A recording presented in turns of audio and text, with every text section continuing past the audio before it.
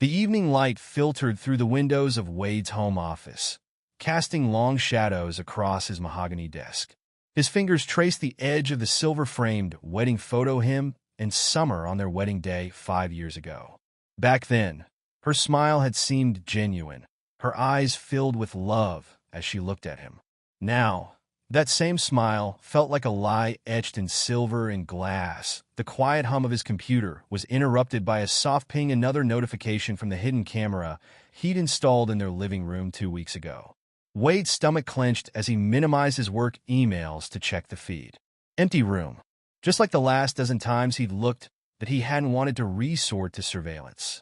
The thought of spying on his own wife had kept him awake for nights before he'd finally made the decision.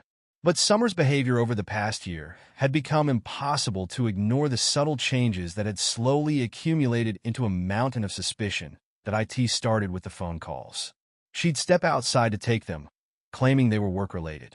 Then came the late nights at the office, the weekend meetings that seemed to multiply. Wade had tried to dismiss his concerns, tried to trust her, but it was the little things that kept adding up. The way she turned her phone face down whenever he entered the room. How she'd changed her password and angled her screen away from him when texting. The new perfume she'd started wearing, one he hadn't given her. The worst part was how she'd grown increasingly distant, especially after their failed attempts to start a family. The specialist had been cleared during their last visit 3 months ago. There was no medical reason they couldn't conceive. But Summer's eyes had told a different story. She'd given him that look, the one that said she didn't believe it, the one that made him feel like less of a man. Sometimes these things just take time, the doctor had said, shuffling through their test results. Or maybe some men just aren't meant to be fathers, Summer had muttered under her breath, just loud enough for Wade to hear. The memory made his jaw clench. He'd pretended not to hear her comment that day, but it had lodged in his chest like a splinter, festering with each passing week. That a knock on his office door startled him from his thoughts. "Hey, big brother. Got a minute?" Wade's shoulders tensed at the sound of Cole's voice. His younger brother stood in the doorway, casual in designer jeans and a fitted shirt that probably cost more than most people's entire outfits. Cole had always been the stylish one, the brother their parents bragged about at family gatherings. "I'm working," Wade replied. Not bothering to hide his irritation, Cole stepped into the office anyway, dropping into one of the leather chairs across from Wade's desk. "Come on, can't spare a few minutes for your only brother?" The easy charm in Cole's voice grated on Wade's nerves. It was the same tone he'd used their entire lives, the one that had always won over their parents, teachers, girlfriends, and everyone who met him. Cole could do no wrong in their parents' eyes, while Wade had spent his life trying to measure up. "What do you want, Cole?" "Mom and Dad are planning a family dinner next weekend. They wanted me to make sure you're coming." Cole leaned back, completely at ease. "They said you haven't been returning their calls." Wade turned back to his computer screen. "I'm busy." "Too busy for family." Cole's voice carried a hint of reproach. "Come on, Wade. Summer's already said she'll be there." Wade's fingers stilled on his keyboard. "You talked to Summer about this?" "Well, yeah. Ran into her at lunch today, actually. She seemed excited about it." The casual way Cole mentioned seeing his wife at lunch sent another red flag shooting up in Wade's mind. How many of these random encounters had there been? "I'll think about it," Wade said finally, his tone making it clear the conversation was over. Cole stood with that fluid grace that had always made Wade feel clumsy in comparison. "Don't think too long. You know how Mom gets when we skip family events?" After Cole left, Wade pulled up the security camera feed again. He'd positioned it perfectly hidden among the books, but with a clear view of the entire living room. The sound quality was excellent, too. He'd tested it thoroughly before installing it. His phone buzzed with a text from Summer. "Working late tonight. Don't wait up." Wade stared at the message, noting it was the third late night this week. He opened their phone carrier's website, logging into their shared account. Summer's call log showed multiple calls to and from the same number, Cole's number, some lasting well over an hour. All during time she'd claimed to be working. The evidence was mounting, but Wade needed more than suspicions. He needed proof that would stand up in court. His lawyer had been clear about that during their discreet meeting last week. "If you're right about this," the lawyer had said, "we need concrete evidence. Photos, videos, recordings, anything that proves the affair beyond doubt. Wade had nodded, already forming his plan. And if I get that evidence, then we make sure you walk away with everything you deserve. The memory of that conversation strengthened his resolve. Wade clicked through his email, confirming that the camera's feed was still being automatically backed up to his secure cloud storage. Everything was in place. Now he just had to wait. Hours passed as Wade buried himself in work, trying to ignore the gnawing feeling in his gut. The sun had long since set when he heard a car pull into their driveway. He checked the time, 9:45 p.m., earlier than Summer's usual late nights. The security camera feed showed Summer entering the living room, still in her work clothes, a black dress that hugged her curves and heels that clicked against the hardwood floors. She paced the room, phone pressed to her ear. "I can't keep doing this," she whispered into the phone. "He deserves to know? No, I know we agree, but yes, I understand. Tomorrow then." Wade's heart pounded as he watched her end the call. Tomorrow. Whatever was happening, it would come to a head tomorrow. He closed his laptop and headed downstairs, finding Summer in the kitchen pouring herself a glass of wine. Her hand trembled slightly as she lifted the glass. "Rough day at work?" he asked, keeping his voice neutral. Summer startled, nearly dropping the glass. "Wade, I didn't hear you come down." Obviously, he leaned against the doorframe, studying her. "You're home earlier than usual." "Ah, yes." The meeting finished sooner than expected. She took a large sip of wine, not meeting his eyes. "Interesting. And how was lunch with Cole today?" Summer's hand tightened on the wine glass. "What?" "Cole stopped by my office. Mentioned running into you at lunch." Wade watched her face carefully. "Funny. I thought you had client meetings all day. It was a quick lunch. Didn't think it was worth mentioning." Summer attempted a casual shrug, but her voice wavered. "You seem to run into Cole a lot these days." "He's your brother, Wade. We're family." Summer set down her glass with more force than necessary. "Why are you interrogating me?" "Am I?" Wade pushed off from the doorframe and stepped closer. "I'm just trying to understand why my wife lies about where she's been and who she's seeing." Summer's face flushed. "I don't have to justify every minute of my day to you." "No, but you should be able to tell me the truth." Wade held her gaze. "What's happening tomorrow, Summer?" The color drained from her face. "What?" "I heard you on the phone just now.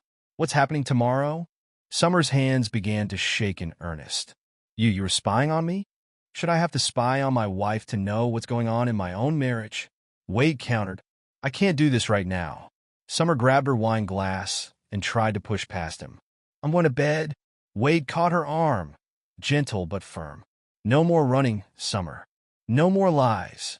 What's happening tomorrow?" For a moment, something like regret flashed across Summer's face. Then her expression hardened. "Fine. You want to know? Let's do this now." She pulled away from him and walked purposefully toward the living room. Wade followed, acutely aware of the hidden camera recording every moment. Summer paced near the window, her wine glass forgotten on the coffee table. "I need to tell you something," she said finally, turning to face him. "And I need you to just listen." Wade lowered himself into his armchair, his heart pounding, but his exterior calm. "I'm listening. I'm pregnant." The words hung in the air between them. In another life, in another moment, they would have been cause for celebration. But the look in Summer's eyes told a different story. "It's Cole's," she continued, her voice growing stronger with each word. "We've been seeing each other for over a year now. He gave me what you couldn't." Wade's fingers dug into the leather armrests, but he kept his face impassive. Every suspicion, every doubt, every nagging feeling of betrayal crystallized into cold, hard reality. "Your parents know," Summer added, lifting her chin defiantly. "They understand. They're even planning an engagement party for next week. They want us to be happy." "My parents?" The words came out rougher than he intended. Summer's expression softened with what looked like pity, the final insult. "They've always known Cole was the stronger one, the more capable one. I tried with you, Wade. I really did. But Cole, he's everything you're not. And now he's given me the baby I always wanted." Wade reached for his phone with steady hands, despite the rage burning in his chest. Without a word, he pulled up the security app and pressed play. Summer's earlier phone conversation filled the room, followed by their kitchen confrontation. And finally, her confession. The color drained from Summer's face as she listened to her own voice. "What did you do?" "What I had to do," Wade replied, his voice deadly calm. "I've suspected for weeks. Months, maybe. I just needed proof." "You recorded me?" Summer's voice rose to a near shriek. "You can't, I can." Wade cut her off. "And I did. My lawyer already has a copy." Summer's perfectly manicured hands clenched into fists. "This won't change anything." Cole's wife has a copy too." Wade interrupted again, watching Summer's face pale further. "Jade deserves to know what kind of man she married, don't you think? Especially since she's carrying his child too." "You had no right." "I had every right." Wade's voice thundered through the room, making Summer flinch. "You and Cole destroyed 2 marriages. You conspired with my parents to humiliate me. Did you really think I would just roll over and accept it?" Summer's lips trembled. "The baby is not my concern." Wade finished coldly. "You made your choice, Summer. Now you'll live with the consequences." He stood, towering over her. "I want you out of my house tonight. My lawyer will contact you tomorrow." "And Summer." He stepped closer, his voice dropping to a whisper. "When everything falls apart, it will remember that you did this to yourself." Summer's carefully constructed facade finally cracked. "Wade, please, we can talk about this." "We can. There's nothing to talk about." Wade's voice was ice. "You chose my brother over me. You let my parents plan your engagement party while you were still wearing my ring. You've been lying to my face for over a year." He laughed, a harsh sound devoid of humor. "What exactly is there to talk about?" "I never meant to hurt you," Summer whispered. "Lie." Wade's response was immediate. "You meant to hurt me. You enjoyed hurting me.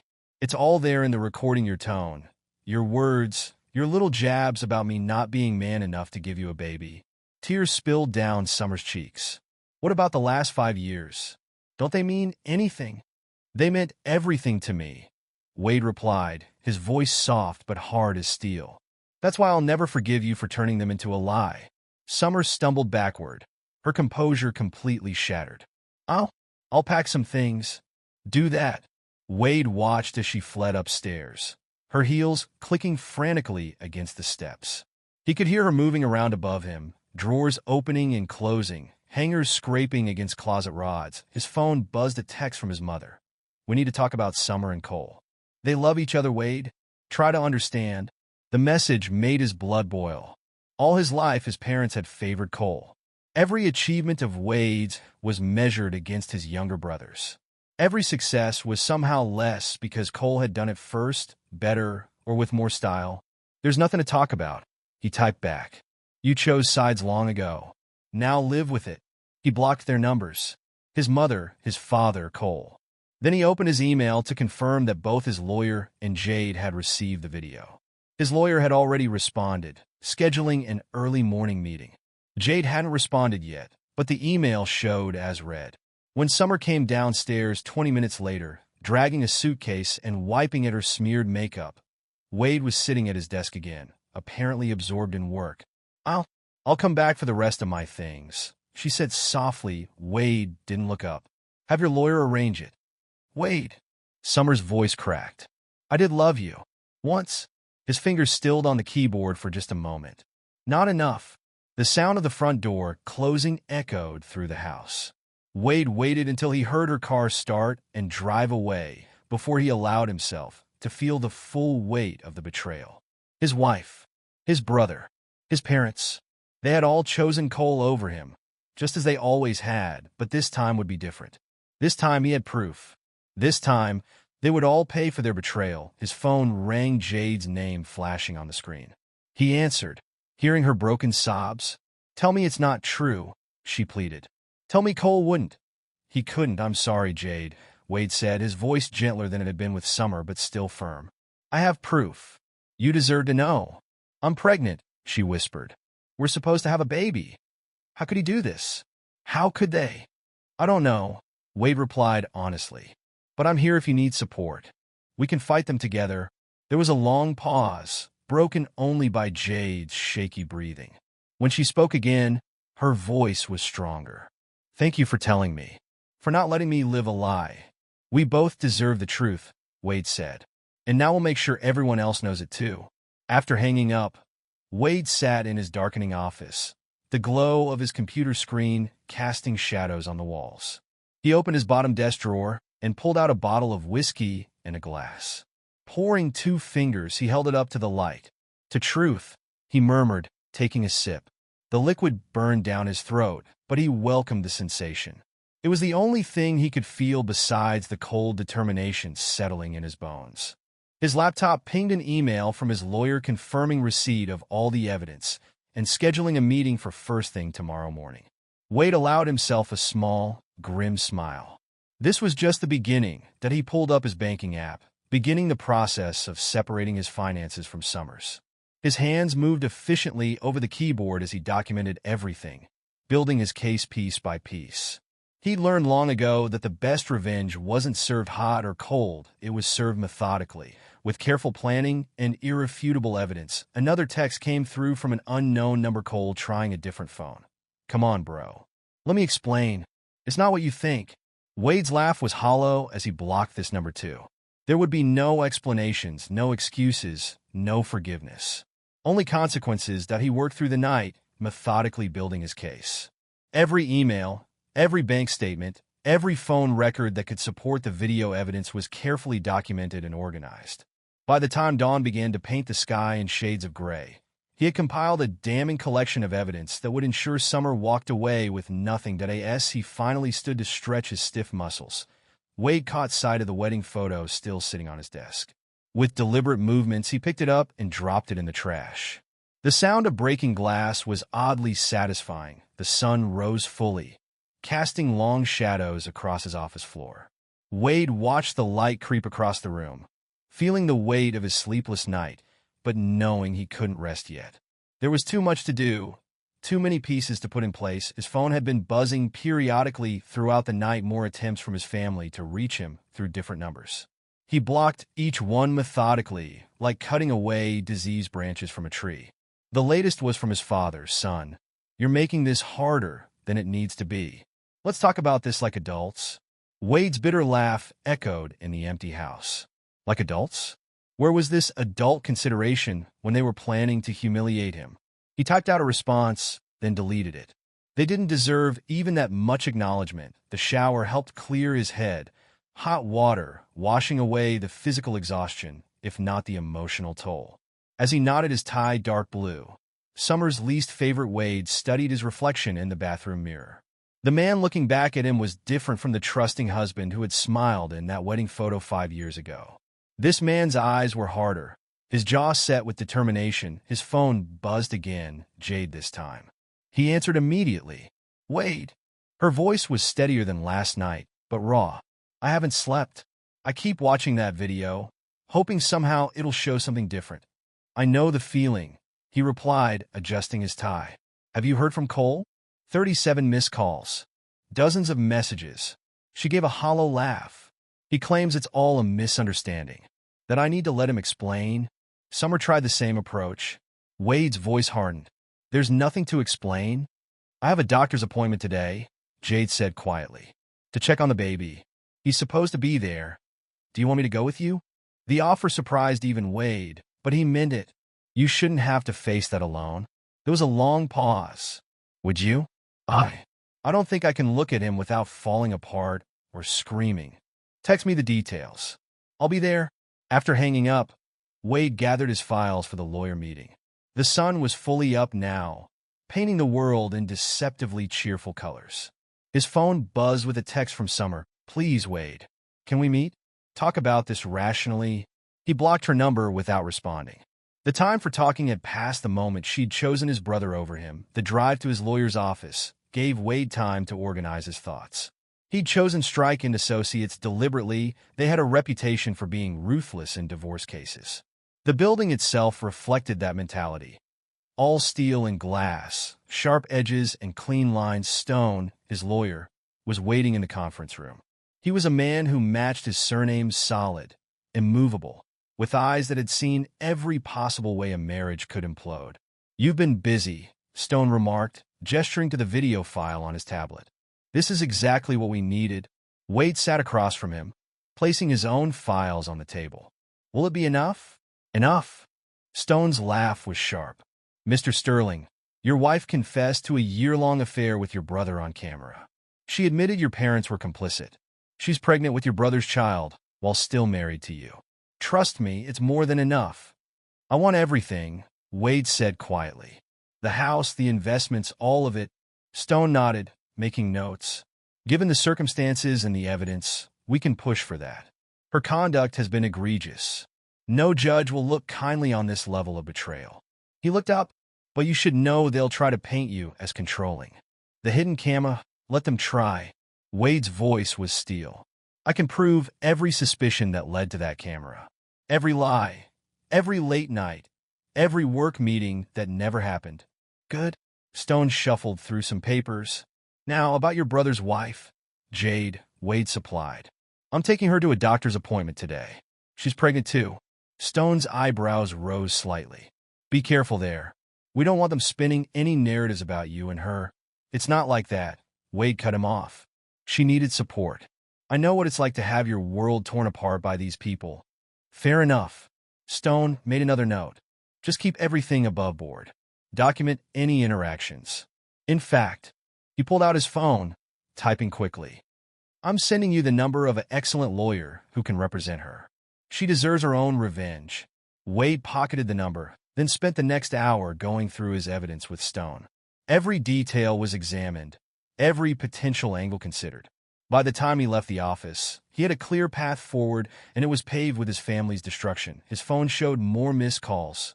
Cole, his mother, even his father's secretary.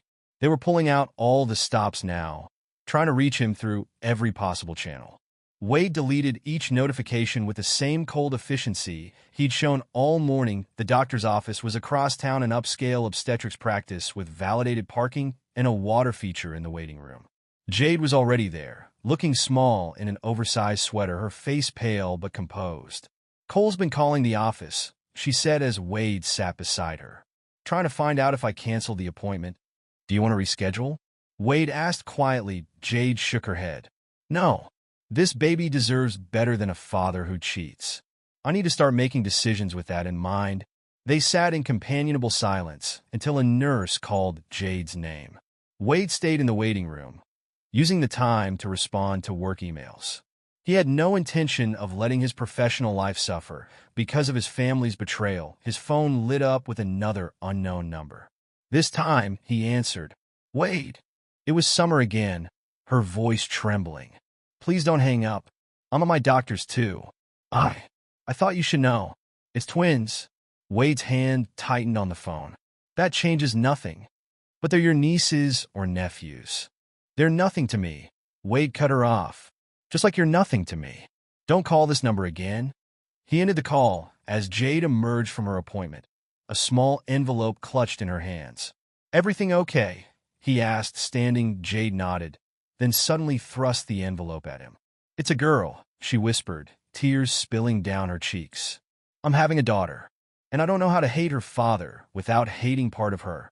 Wade wrapped an arm around her shoulders, leading her out of the office. You don't have to figure that out today, he said gently. One step at a time. They had lunch at a quiet cafe, discussing practical matters like lawyers and living arrangements. Jade was staying with her sister, but she'd need her own place soon. Wade promised to help however he could. Why are you being so kind? Jade asked as they finished their meals. You could have just sent me the video and washed your hands of all of this. Wade considered her question carefully.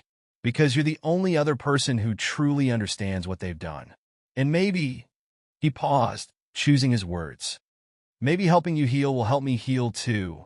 Jade reached across the table, squeezing his hand briefly. We'll get through this, and they'll regret what they did to us. After lunch, Wade returned home to find his parents waiting in his driveway. His mother stepped forward as he parked, her face a mask of concern that he now recognized as manipulation. Wade, honey, please.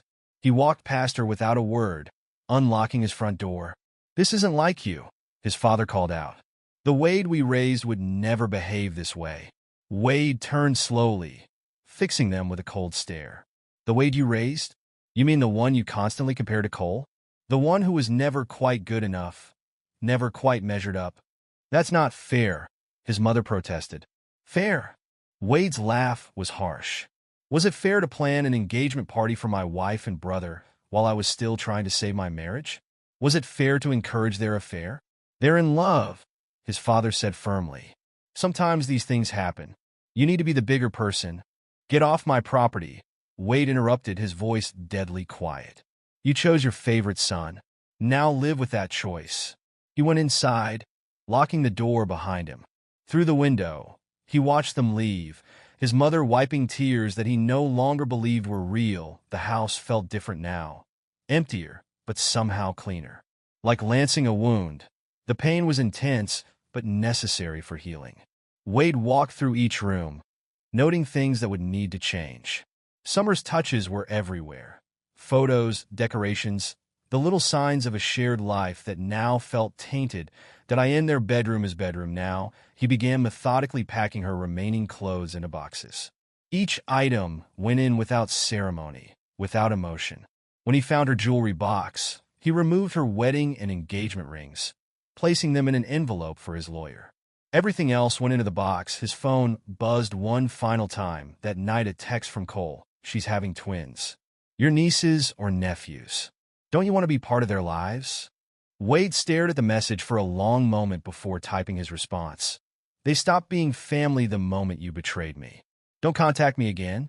He blocked this number too, then sat in his office with a glass of whiskey, watching the sun set on the first day of his new life. The evidence was secured. The lawyers were in place. And his path was clear. There would be no forgiveness. No reconciliation. No happy family reunions. Only justice. The leather chair creaked softly as Wade settled into the conference room at Strike and Associates. Early morning light filtered through the floor-to-ceiling windows, casting long shadows across the polished mahogany table.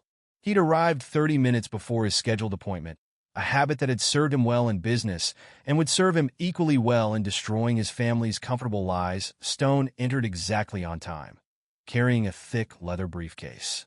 His assistant followed with 2 cups of coffee and a stack of folders. Black, 2 sugars, Stone said, sliding 1 cup toward Wade. You look like you haven't slept. Sleep is overrated. Wade took a sip. What are we looking at? Stone spread several documents across the table. Their first move? Take a look. Wade scanned the proposal, his jaw tightening with each line. They want to negotiate? Summer's lawyers reached out at 6 a.m. Stone tapped the top document. They're pushing for a quick, clean break. No publicity, no evidence submissions, especially not the video. They're afraid, terrified. Stone's thin smile didn't reach his eyes. Cole's lawyers called 10 minutes later with a similar proposal. They're claiming invasion of privacy, threatening countersuit. Wade's laugh was cold. Let them try. My thoughts exactly. Stone pulled out another document. One-party consent state. Your house, your camera. The evidence is solid. What about the text messages? Bank records? All admissible. They know it too, which is why. Stone was interrupted by a knock at the door. His assistant poked her head in. Mr. Sterling? Your brother's wife is here for the 9 o'clock. Wade checked his watch. Send her in. Jade entered, looking markedly different from the broken woman he'd supported at the doctor's office. She wore a tailored navy suit, her hair pulled back severely, eyes sharp with purpose. Sorry if I'm early, she said, taking the seat next to Wade. Actually, Stone gathered some papers. Your timing is perfect. I've been reviewing both cases. The level of premeditation we're uncovering. That's partly why I'm here. Jade opened her briefcase, pulling out several folders. I did some digging last night. Couldn't sleep anyway. What did you find? Wade leaned forward. First, bank statements. She spread documents across the table. Cole's been moving money around for months. Small amounts at first, then larger transfers starting about 6 months ago. Stone examined the papers. These are from his company accounts? Some of them. Jade's finger traced a line of numbers. He created multiple shell accounts, transferred funds between them to hide the trail. But he got sloppy. Show me. Wade said. Jade pulled out more papers. Here are apartment rental agreements dating back 3 months.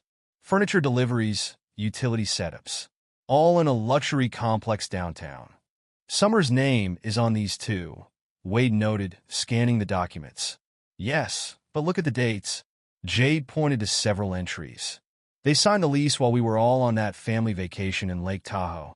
Wade remembered that trip, how Summer had claimed a headache one afternoon, how Cole had volunteered to drive her back to the rental house. They'd been gone for hours. They were planning this the whole time, he said quietly. It gets better. Jade pulled out her phone. I recovered deleted text messages. Cole never changed his cloud password, used the same one since college. Our anniversary date. She laughed bitterly. Ironic, right?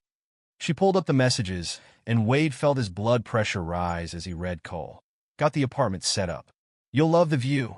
Summer. Can't wait to start our life together. Wade suspects nothing. Cole, Mom and Dad are thrilled. Said they always knew you deserved better. Summer, just a few more weeks of pretending. Then we can be together openly. These are dated 3 months ago, Stone noted, taking photos of the screen. Well, before either pregnancy was announced. There's more. Jade scrolled through more messages. They discussed the timing, how to break it to us. Cole even joked about.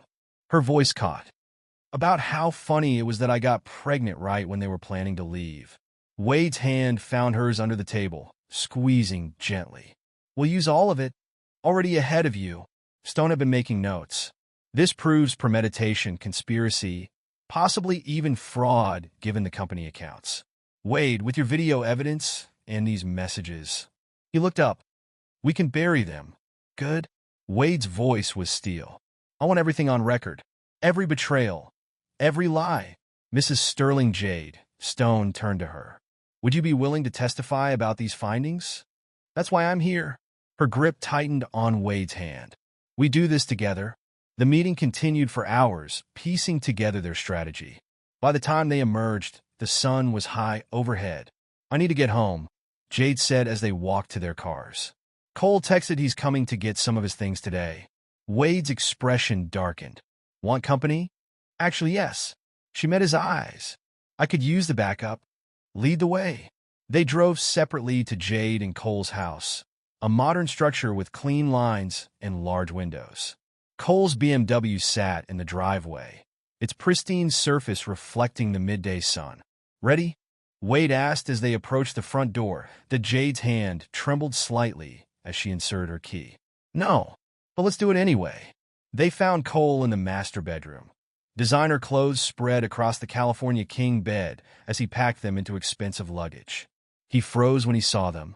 Jade, baby, I've been trying to reach you for days.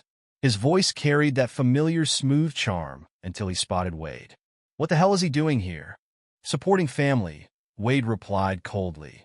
Something you clearly know nothing about. Cole's expression shifted, trying for sincerity. Come on, bro. Let's talk about this. Just as men, like we used to. Like when you were sleeping with my wife. It wasn't planned, Cole protested, spreading his hands. These things happen. Sometimes people just fall in love. Jade's voice cracked like a whip. While planning secret apartments and hiding money, Cole's charm vanished. You went through my private accounts? Like you went through my marriage? Wade stepped closer. Like you went through my life? Real mature. Cole sneered, setting up spy cameras, digging through bank records. Does it make you feel big, Wade? Finally found a way to compete with your little brother. Wade's fist connected with Cole's jaw before the last word fully left his mouth. Cole stumbled back against the dresser, blood trickling from his split lip. That's assault. Cole touched his bloody lip. I'll press charges. Go ahead. Wade's voice was terrifyingly calm. I'm sure the judge would love to hear the whole story. The affair, the embezzlement, the pregnancies. Should we call Mom and Dad to testify? Have them explain that engagement party they were planning? They understand what real love looks like. They understand having a favorite son. Wade cut him off. But this time, your charm won't save you. This time, Golden Boy pays for his choices. We'll see about that. Cole grabbed his luggage. My lawyer will be in touch. Looking forward to it. Jade's voice was pure ice. I'm sure the company board will love hearing how their CFO's been using corporate funds to finance his affair. Cole froze in the doorway. You wouldn't dare. Watch me? Jade stepped closer to Wade. Get out of my house. Now. After Cole left, tires squealing in the driveway, Jade sank onto the bed. I thought I'd fall apart seeing him, but I'm just angry. So angry. Good. Wade sat beside her. Use that anger. Channel it. His phone buzzed Summer, using yet another number. He answered on speaker. Wade, please. Her voice filled the room. We need to talk about the babies. They're your family. Family? Wade's laugh was harsh. Speaking of family, you're on speaker with Jade right now. A sharp intake of breath. Jade?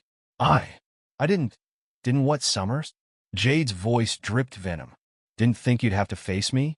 Didn't think about my baby while you were sleeping with my husband? It's not. Wade, can we talk privately? Nothing private left between us, Wade replied. Not since you shared our marriage with my brother. He ended the call, blocking another number. That felt.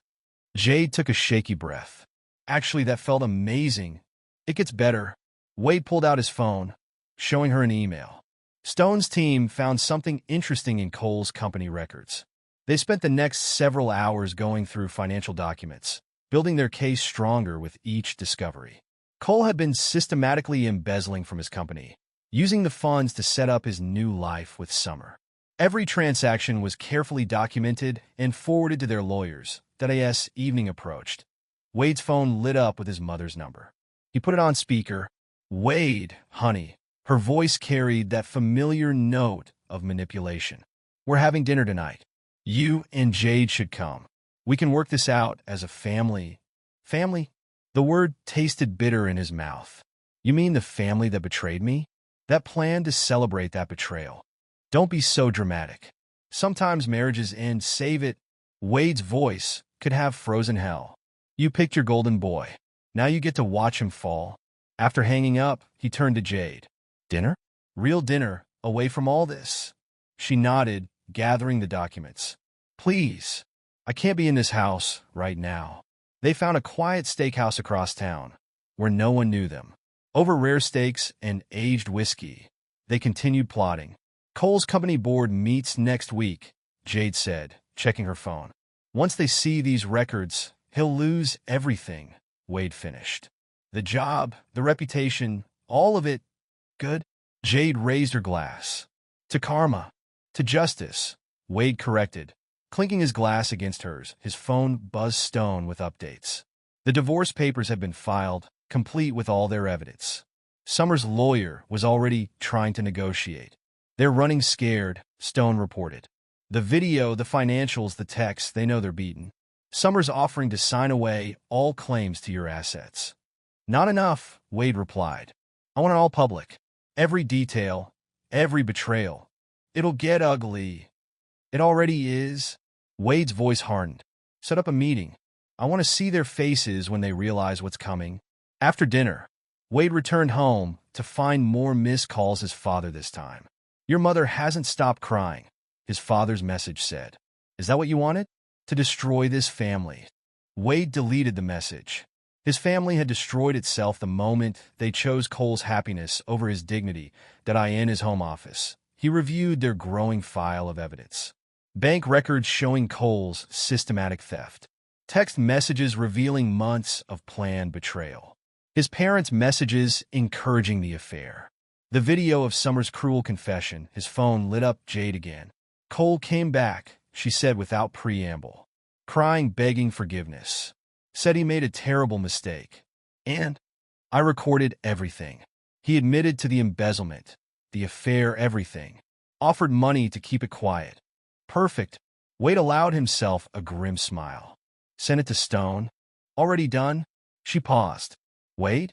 Thank you for helping me through this. We help each other, he replied. That's what real family would do. After hanging up, Wade stood at his office window, watching the city lights flicker below. Tomorrow would bring more battles, more evidence, more betrayals to uncover, but tonight, he savored the knowledge that their carefully constructed world was crumbling. Cole's perfect image, Summer's dreams of a new life, his parents' golden child, all of it would burn, and from the ashes, Wade would rebuild. Stronger, harder, wiser. His phone buzzed one final time. Stone confirming tomorrow's meeting. They would face Summer and Cole across a conference table. Show them exactly what they'd lost. Wade raised his glass to his reflection. To the end of family ties.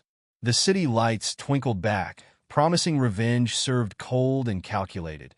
Exactly as he'd planned, tomorrow, justice would begin.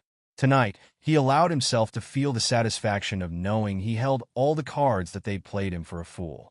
Now they'd learned the true cost of betrayal. The morning of the divorce trial cast long shadows through the courthouse windows. Wade stood in the marble-floored bathroom, adjusting his steel, gray tie in the mirror. 3 months of planning, gathering evidence, and building his case had hardened him. The man staring back from the mirror bore little resemblance to the trusting husband he'd been just months ago. Stone appeared in the doorway, his heavy briefcase laden with evidence. The gallery's filling up. Quite the audience for today's show. Who's here? Wade's voice remained steady as he smoothed his jacket. Summer and her legal team arrived 15 minutes ago. She's showing now wearing that pregnancy-like armor. Stone's lip curled slightly. Cole's already inside with 3 lawyers. Your parents are in the center row, playing the grieving family role. And Jade, front row, ready to testify.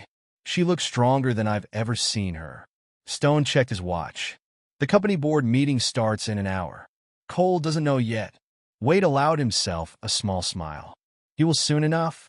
They walked through the courthouse's winding corridors, their footsteps echoing off marble walls that had witnessed countless family destructions. 2 armed bailiffs opened the heavy oak doors to courtroom 3, and a wave of whispers washed over them as they entered. Wade took in the scene with clinical detachment. Summer sat at the defendant's table in a conservative gray dress that did little to hide her advancing pregnancy. Her lawyer, a sharp-featured woman named Pierce, whispered urgently in her ear. Summer tried to catch Wade's eye, but he looked through her as if she were made of glass. Cole occupied the row behind them, flanked by his legal team.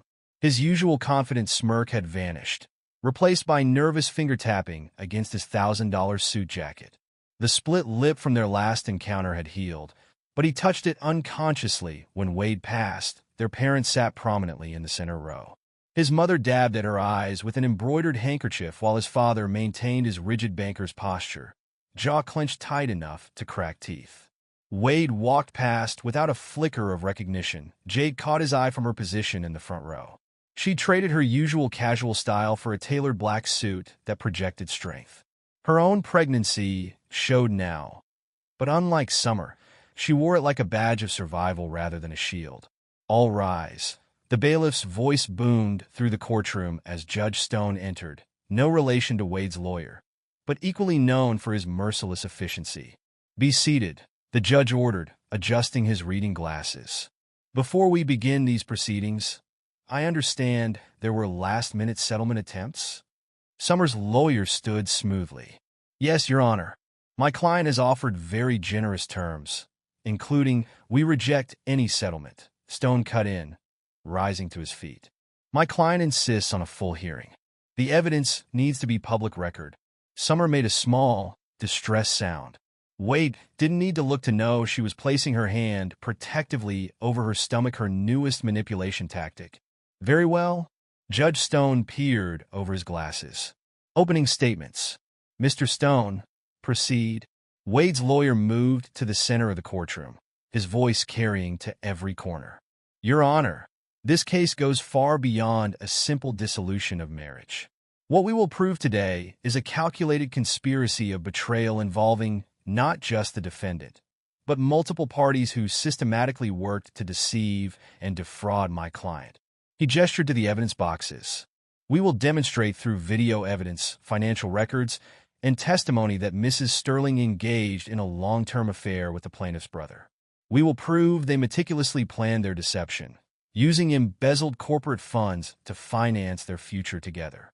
Furthermore, we will show that their families were not only aware of this betrayal, but actively supported and encouraged it while my client remained ignorant.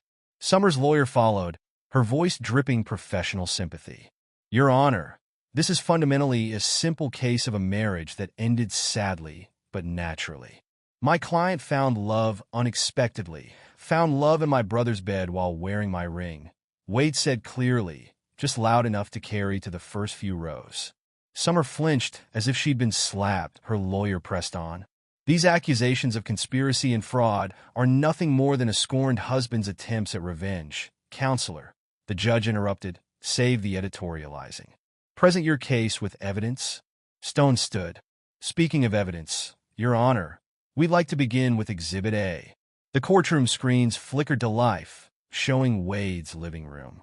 Summer's face appeared, clear and unmistakable, as she delivered her confession. Wade watched the gallery's reaction as his wife's cruel words filled the room. It's Cole's. He gave me what you couldn't. Your parents know. They understand. They've always known Cole was the stronger one. Wade kept his eyes forward, but he could hear his mother's muffled sob, could feel Cole shifting uncomfortably behind him.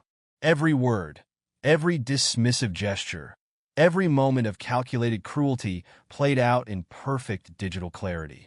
This recording was obtained illegally. Summer's lawyer protested, standing so quickly she knocked papers off her table. My client's privacy dash was recorded in the plaintiff's home, in a one-party consent state, Stone countered smoothly. The evidence is fully admissible, as your office acknowledged when you tried to negotiate its suppression last week. The judge nodded. The video stays. Continue. Stone pulled up financial records next, displaying them on the screens. Your Honor, what you're seeing is a systematic pattern of embezzlement by Mr. Cole Sterling, Chief Financial Officer of Sterling Investments. Over the course of 14 months, he diverted company funds through multiple shell accounts to finance an apartment, furnishings, and other expenses related to his affair with Mrs. Sterling. Cole's lawyer jumped to his feet. Objection. My client's business dealings are not relevant to this divorce proceeding. When those dealings directly finance the affair in question, they become extremely relevant, Stone replied. Furthermore, the company board is meeting right now to address these findings. As if on cue, Cole's phone buzzed. Wade watched from the corner of his eye as his brother read the message, saw the blood drain from his face. Another buzz followed, probably his formal termination notice. Your Honor, Stone continued, I called Jade Sterling to the stand. Jade walked to the witness box with measured steps, her hand resting briefly on her pregnant belly as she sat. After being sworn in, she met Wade's eyes briefly before facing Stone. Mrs. Sterling, the other Mrs. Sterling, Stone began, please tell the court how you discovered your husband's affair. Jade's voice carried clearly through the courtroom. I found messages between Cole and Summer dating back over a year. They detailed their relationship, their plans to leave us, even discussed how funny it was that I'd gotten pregnant right when they were planning their escape. And how did you access these messages? Cole never changed his passwords, Jade replied, her contempt evident. I had full legal access to our shared cloud account. That's where I found the messages, along with receipts for an apartment I knew nothing about. The messages appeared on screen, dozens of exchanges that laid bare the calculated nature of the betrayal. Cole got the perfect place for us. Wade will never know. Summer, can't wait to start our real life together. Just a few more months of pretending. Cole, Mom and Dad are thrilled. They'll help us break it to him gently. Summer, your parents have always known you were the better choice. Your Honor, Stone continued, I draw your attention to these messages from the defendant's parents. Wade kept his expression neutral as his mother's words filled the screens. Summer, darling, you and Cole will make such a beautiful family. Wade was never right for you. He's always been difficult. His father's messages followed. The engagement party is all arranged. Don't worry about Wade. He'll get over it. He's always been the weaker one anyway. A strangled sound came from his mother's direction. Wade didn't turn.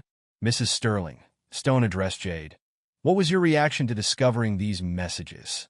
I was carrying his child. Jade's voice cracked slightly. While he was planning a life with my husband's wife.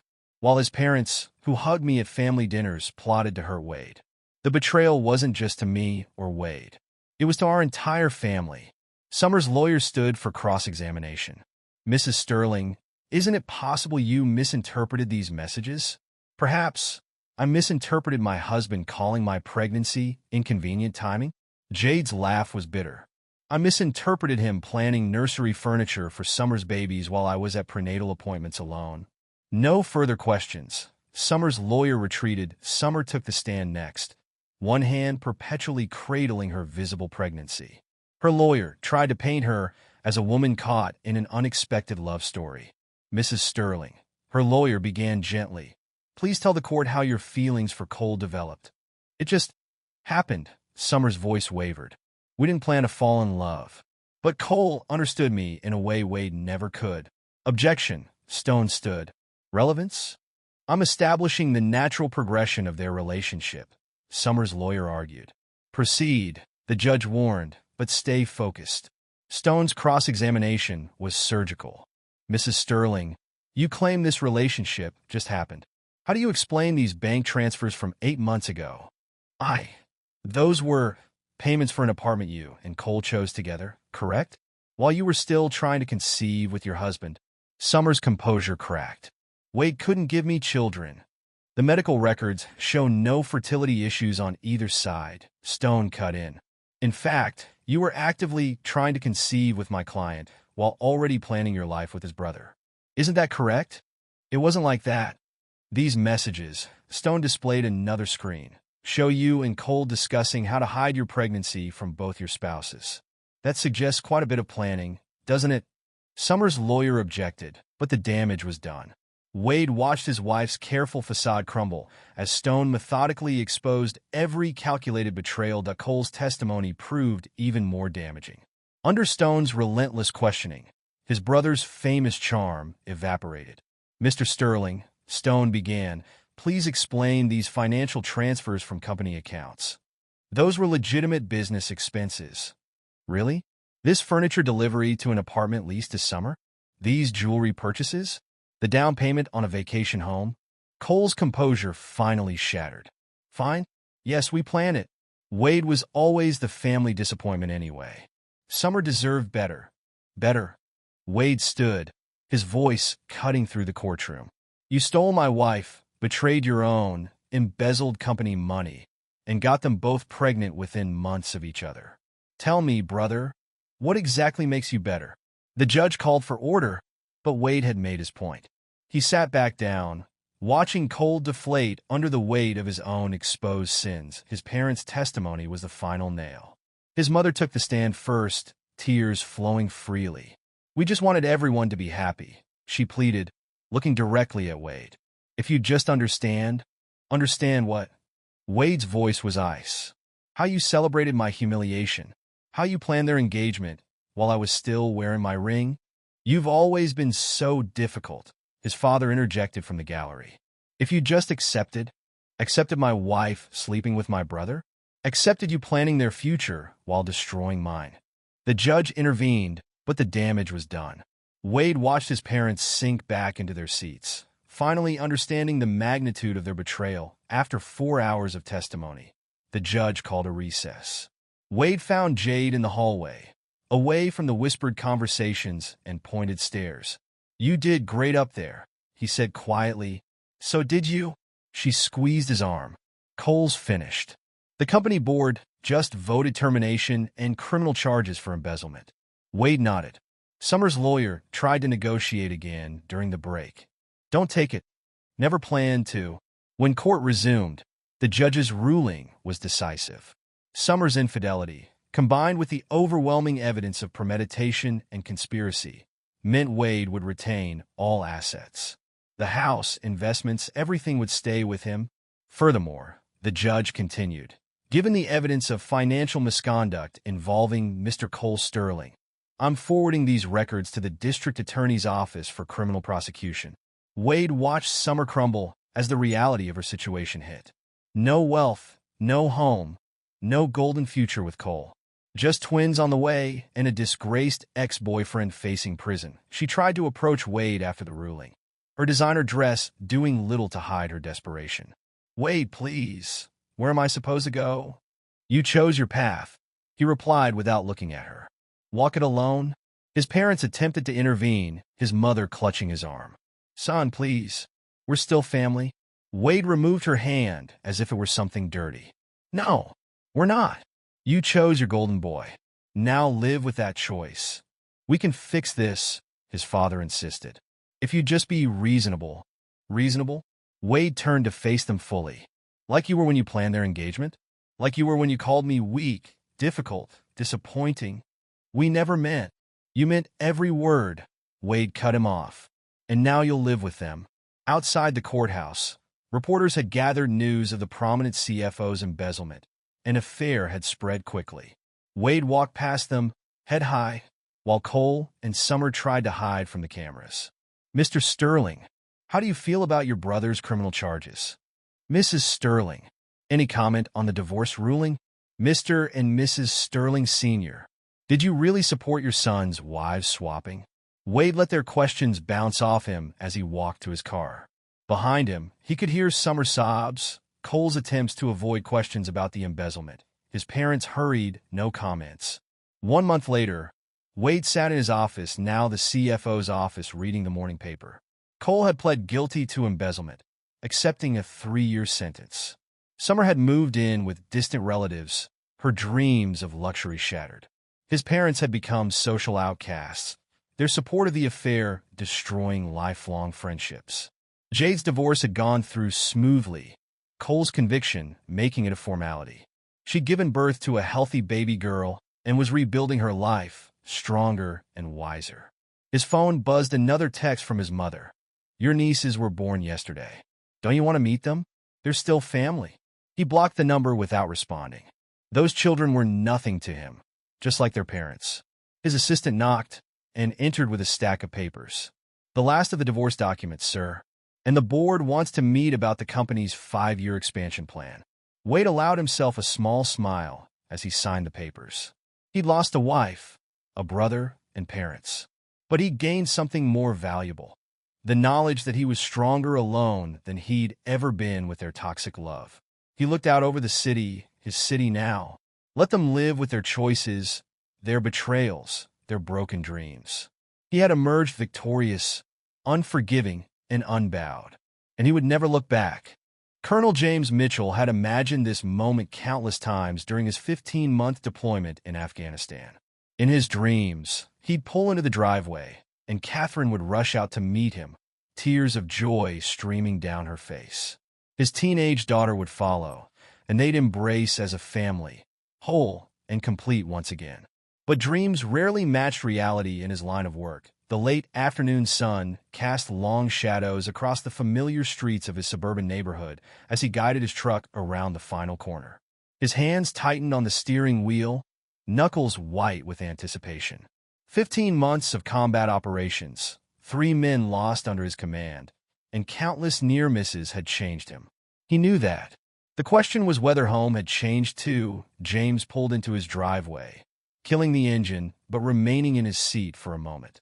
The 2-story colonial house stood silent, its windows reflecting the dying sunlight. The American flag he'd mounted before deployment still hung proudly by the front door, though the colors had faded slightly. Catherine had promised to replace it if it got too worn, but apparently she hadn't noticed, or hadn't cared. That thought brought a frown to his weathered face. The last few months of communication had been different. Video calls grew shorter, less frequent. Catherine blamed it on a massive merger at her accounting firm. Longer hours, more responsibilities. Their 20th anniversary had passed with just a brief phone call. She'd been in a meeting, she'd said. Couldn't talk long. Stop it, he muttered to himself, shaking off the doubts. Combat made you paranoid. He knew that better than most. 20 years of marriage deserved more trust than that. James grabbed his duffel bag from the passenger seat and stepped out into the crisp autumn air.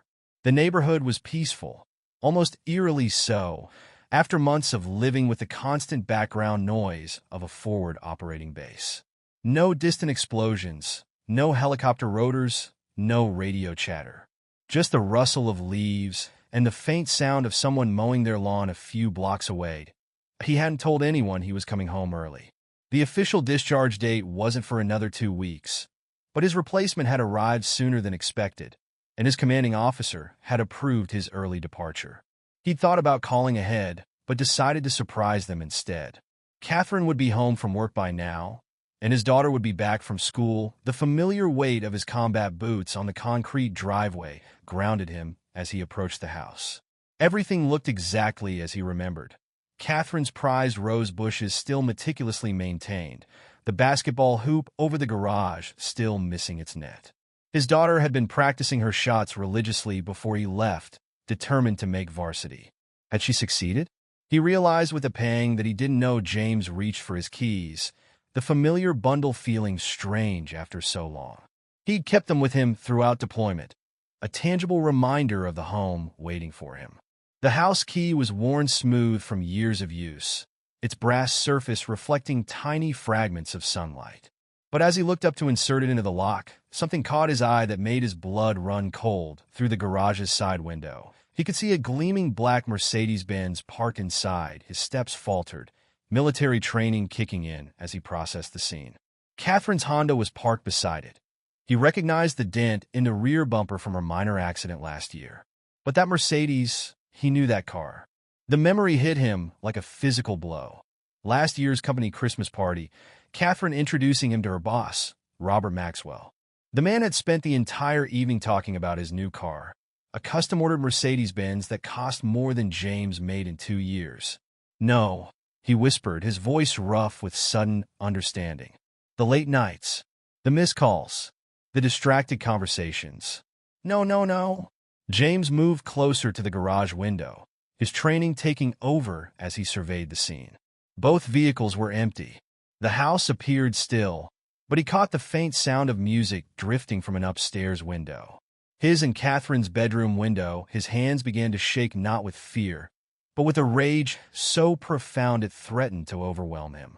20 years of marriage, 20 years of deployments, of missing birthdays and anniversaries, of putting his life on the line while she, the toolbox in his truck, beckoned to him.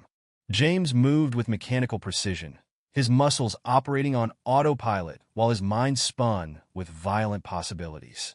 The metal bolts felt cold in his palm as he grabbed a handful half-inch steel, heavy enough to do serious damage. He'd used similar bolts to repair equipment in the field, but now they would serve a different purpose. The garage door opener felt like a detonator in his hand as he pressed it. The door rose with agonizing slowness, each inch revealing more of the Mercedes' pristine black paint. James approached it like he would have suspected IED, careful, calculating, fully aware of the destruction he was about to unleash. The hood release was easy to find. He'd learned about luxury cars during his brief stint as a mechanic before joining the military. The hood opened with a soft click that seemed to echo in the enclosed space. The engine compartment was immaculate German engineering at its finest. James held the first bolt over it, suspended between action and consequence that a memory flashed through his mind. Robert Maxwell at the Christmas party, one arm draped possessively over the car's hood. "You see, Colonel," he'd said, his voice dripping with condescension, "when you invest in quality, it shows." The same way he'd looked at Catherine throughout the evening. With that proprietary gleam in his eyes, James dropped the first bolt. It struck something deep in the engine with a satisfying ping. Then another, and another. Each one felt like justice, like returning just a fraction of the pain now burning through his chest. He didn't allow himself to smile. This wasn't about pleasure. This was about consequences. The last bolt fell, just as the music upstairs changed to something slower, more intimate. James closed the hood with deliberate gentleness, unwilling to alert them. Not yet. The garage door descended behind him as he moved toward the side entrance, his mind already mapping out his next moves, the gun safe in his study, the magnum within it. The stairs leading up to his bedroom, James inserted his key into the side door, the metallic scrape of tumblers falling into place, sounding like the bolt of a rifle being drawn back. The war he'd left behind in Afghanistan was over, and a new one was about to begin. The side door opened silently into the kitchen. James had always kept the hinges well-oiled, a habit from his first deployment when Catherine complained about them waking their daughter.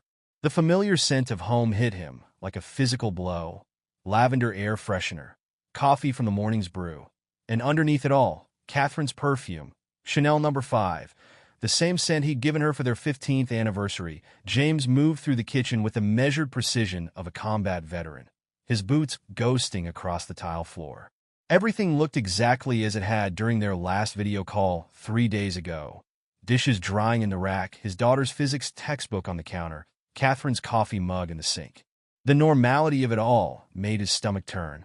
How many mornings had Maxwell sat at their kitchen island, drinking coffee from James's cups, plotting to steal his life?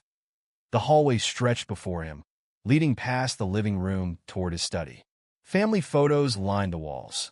Their wedding day, his daughter's first day of school, Catherine's graduation from accounting school. He'd paid for that degree with combat pay from Iraq, proud to help his wife achieve her dreams. Now those dreams included destroying everything they'd built together. His study door was closed, just as he'd left it 15 months ago.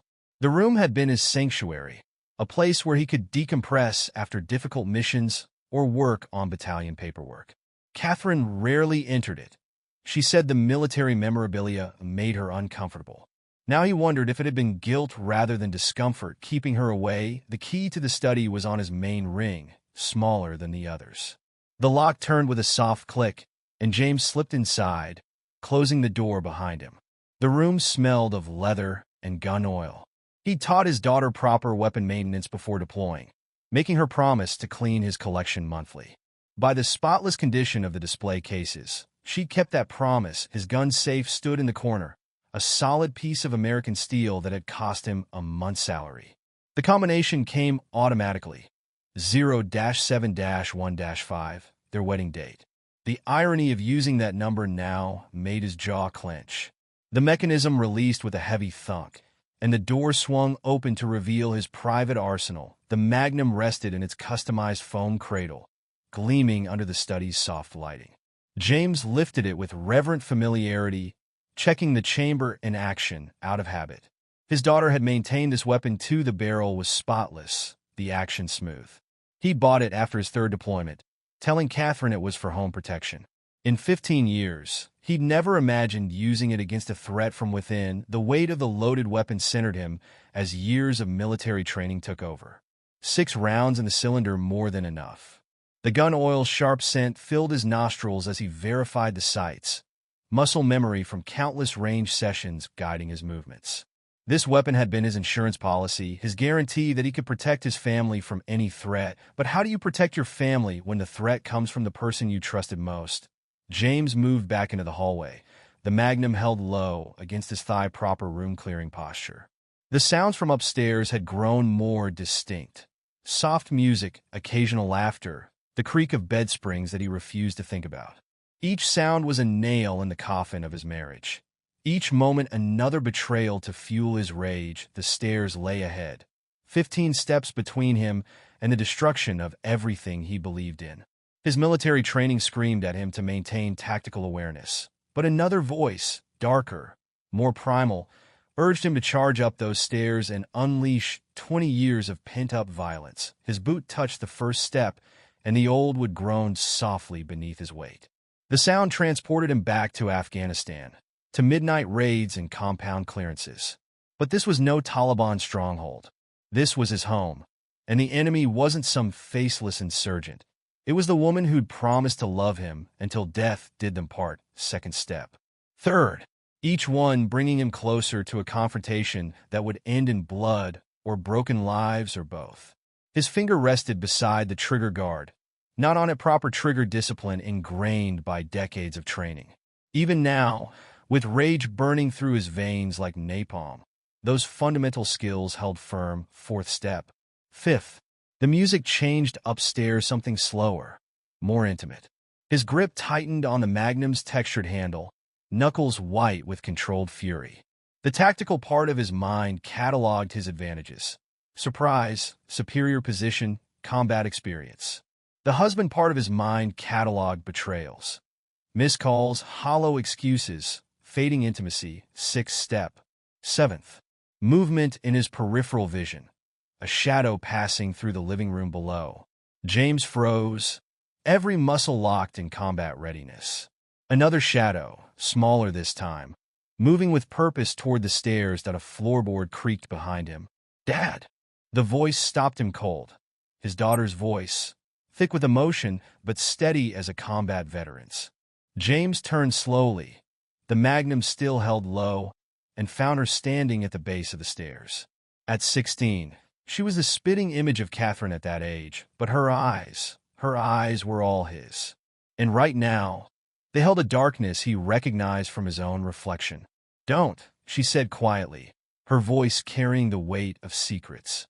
"Don't go up there. Not yet." "Move aside," James ordered, his voice barely recognizable even to himself. The rage that had driven him up the stairs now warred with his instinct to protect his daughter from what was happening above them. She shook her head, taking another step forward. In the dim hallway light, he could see tears threatening to spill from her eyes, but her jaw was set with determination. "No, you need to listen to me first. I know what's happening up there.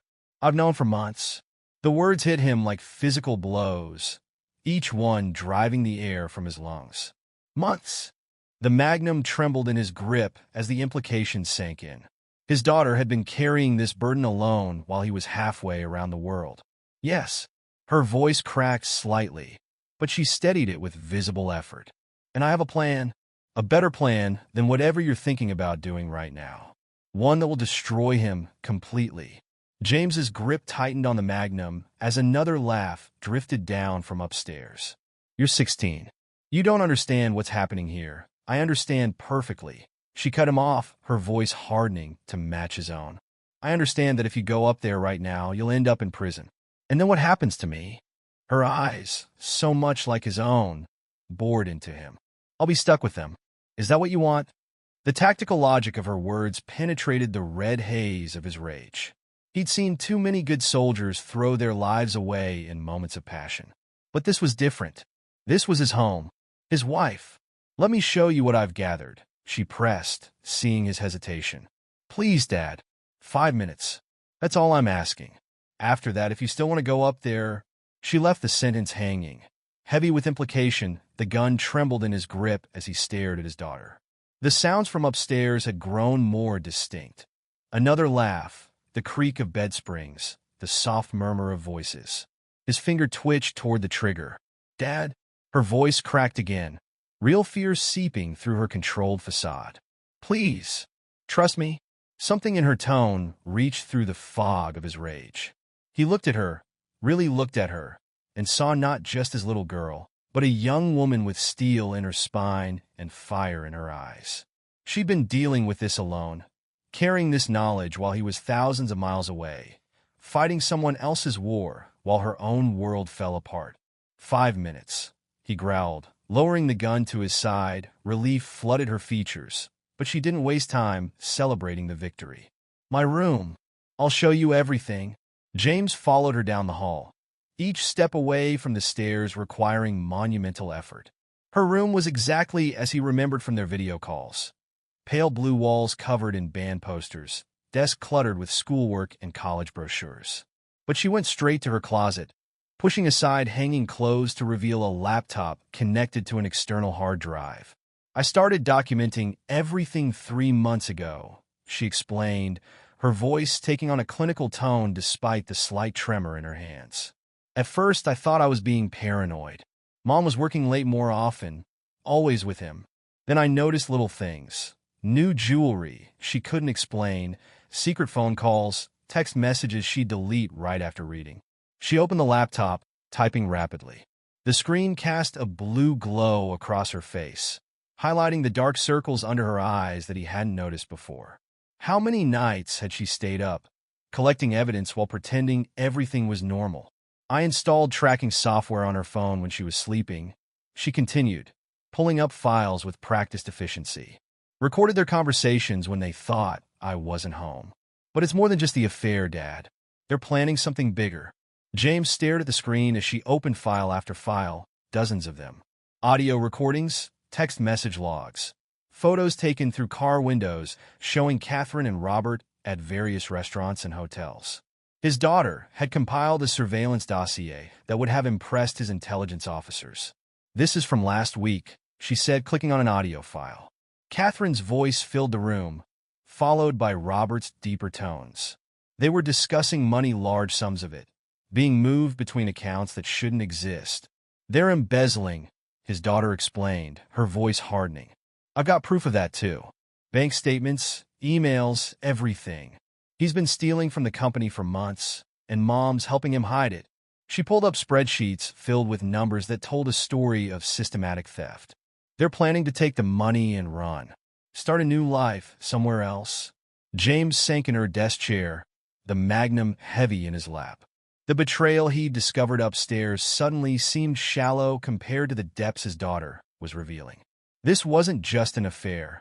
It was a conspiracy that threatened to destroy not just his marriage, but potentially dozens of lives affected by the theft.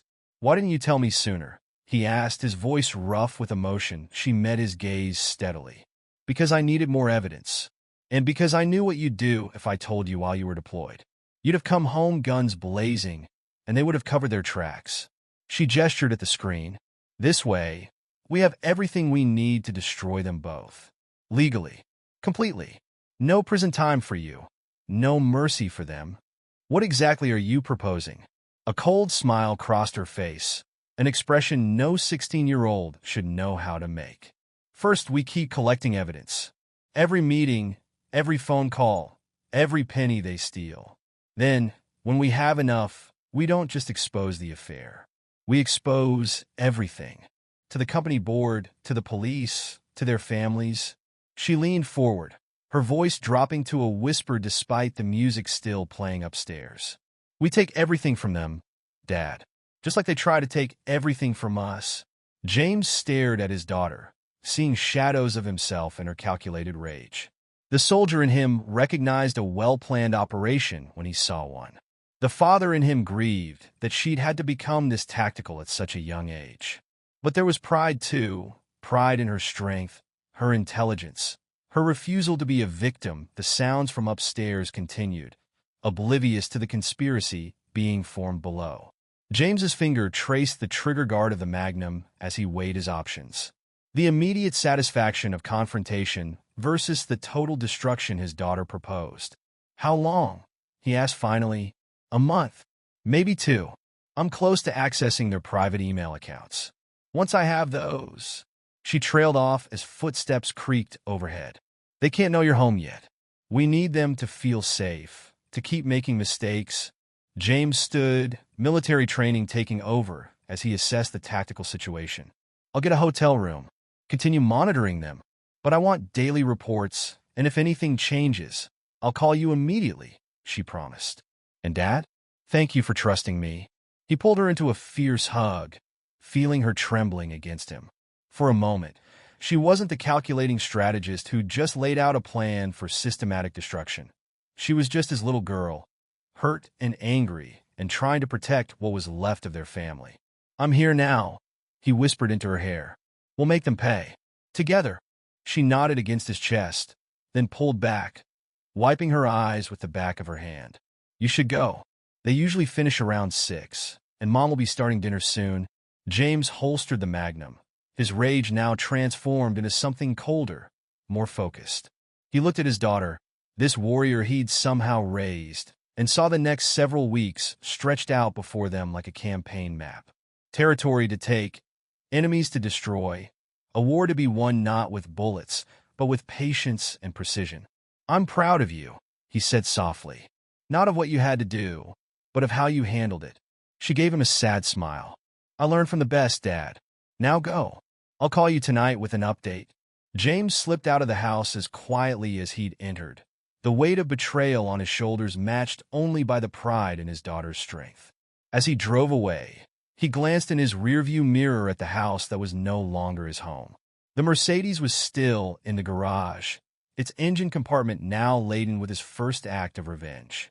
But that was just the beginning. The war was about to begin, and this time, he had the perfect ally. The Hampton Inn's bland decor matched James's mood as he spread surveillance photos across the queen-size bed. 3 days had passed since his aborted homecoming, and each image told a story of betrayal that made his jaw clench. His daughter hadn't been exaggerating about her evidence-gathering skills. The hotel room phone rang, breaking his concentration. Their agreed-upon signal. 2 rings, hang up, call back. He waited, counting seconds until it rang again. "Secure?" he answered, falling back on military protocol. "Clear." His daughter's voice came through. "Mom just left for dinner with the girls. Guess whose Mercedes just happened to pick her up?" James checked his watch. 7:15 p.m. Tell me.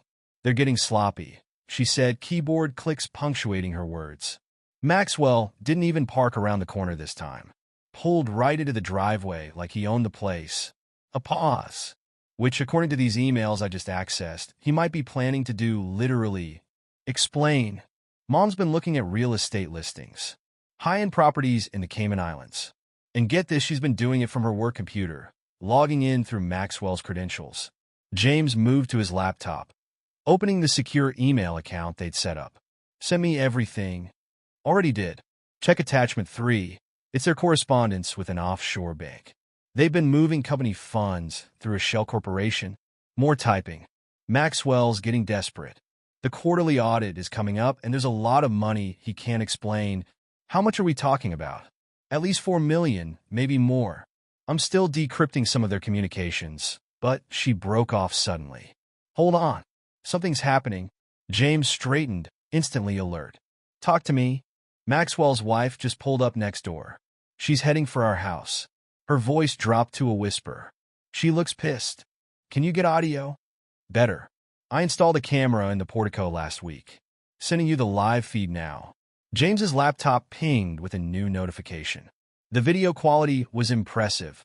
His daughter hadn't skimped on equipment.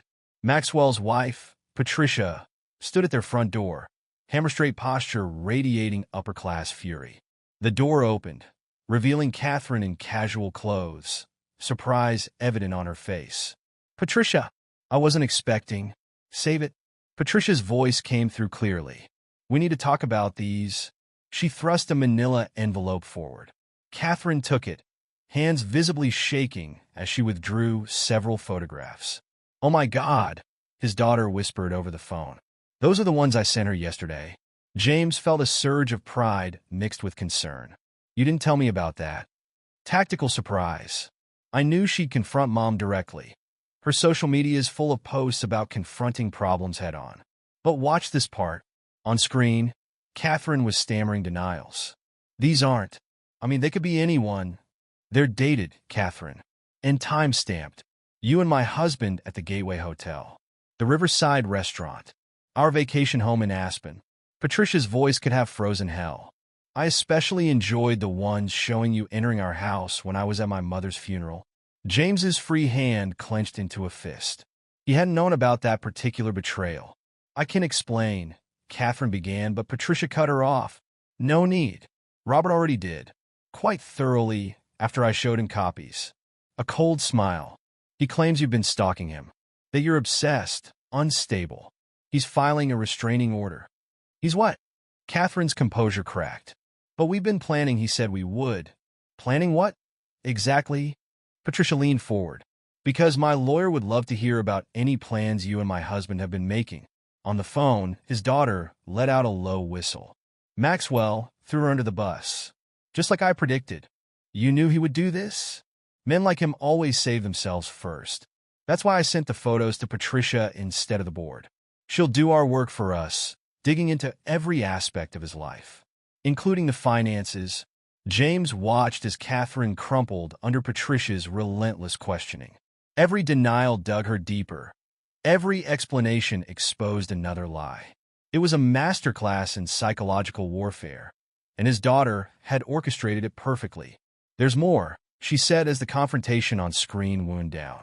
While Mom's distracted, I'm copying her entire hard drive. The program just found something interesting in her deleted files. Want to hear about the fake passports they ordered? James settled into his chair, eyes locked on the feed where Patricia was delivering what appeared to be a final, devastating verbal blow to Catherine's composure. Tell me everything. Start with the passports. Better idea. I'll bring the files to you. Mom will be a mess after this. Probably call Maxwell.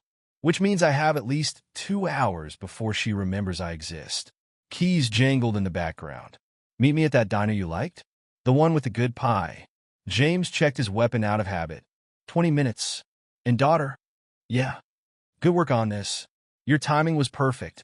He could hear the smile in her voice. I learned from the best, remember? See you soon. The call ended and James took one last look at the video feed.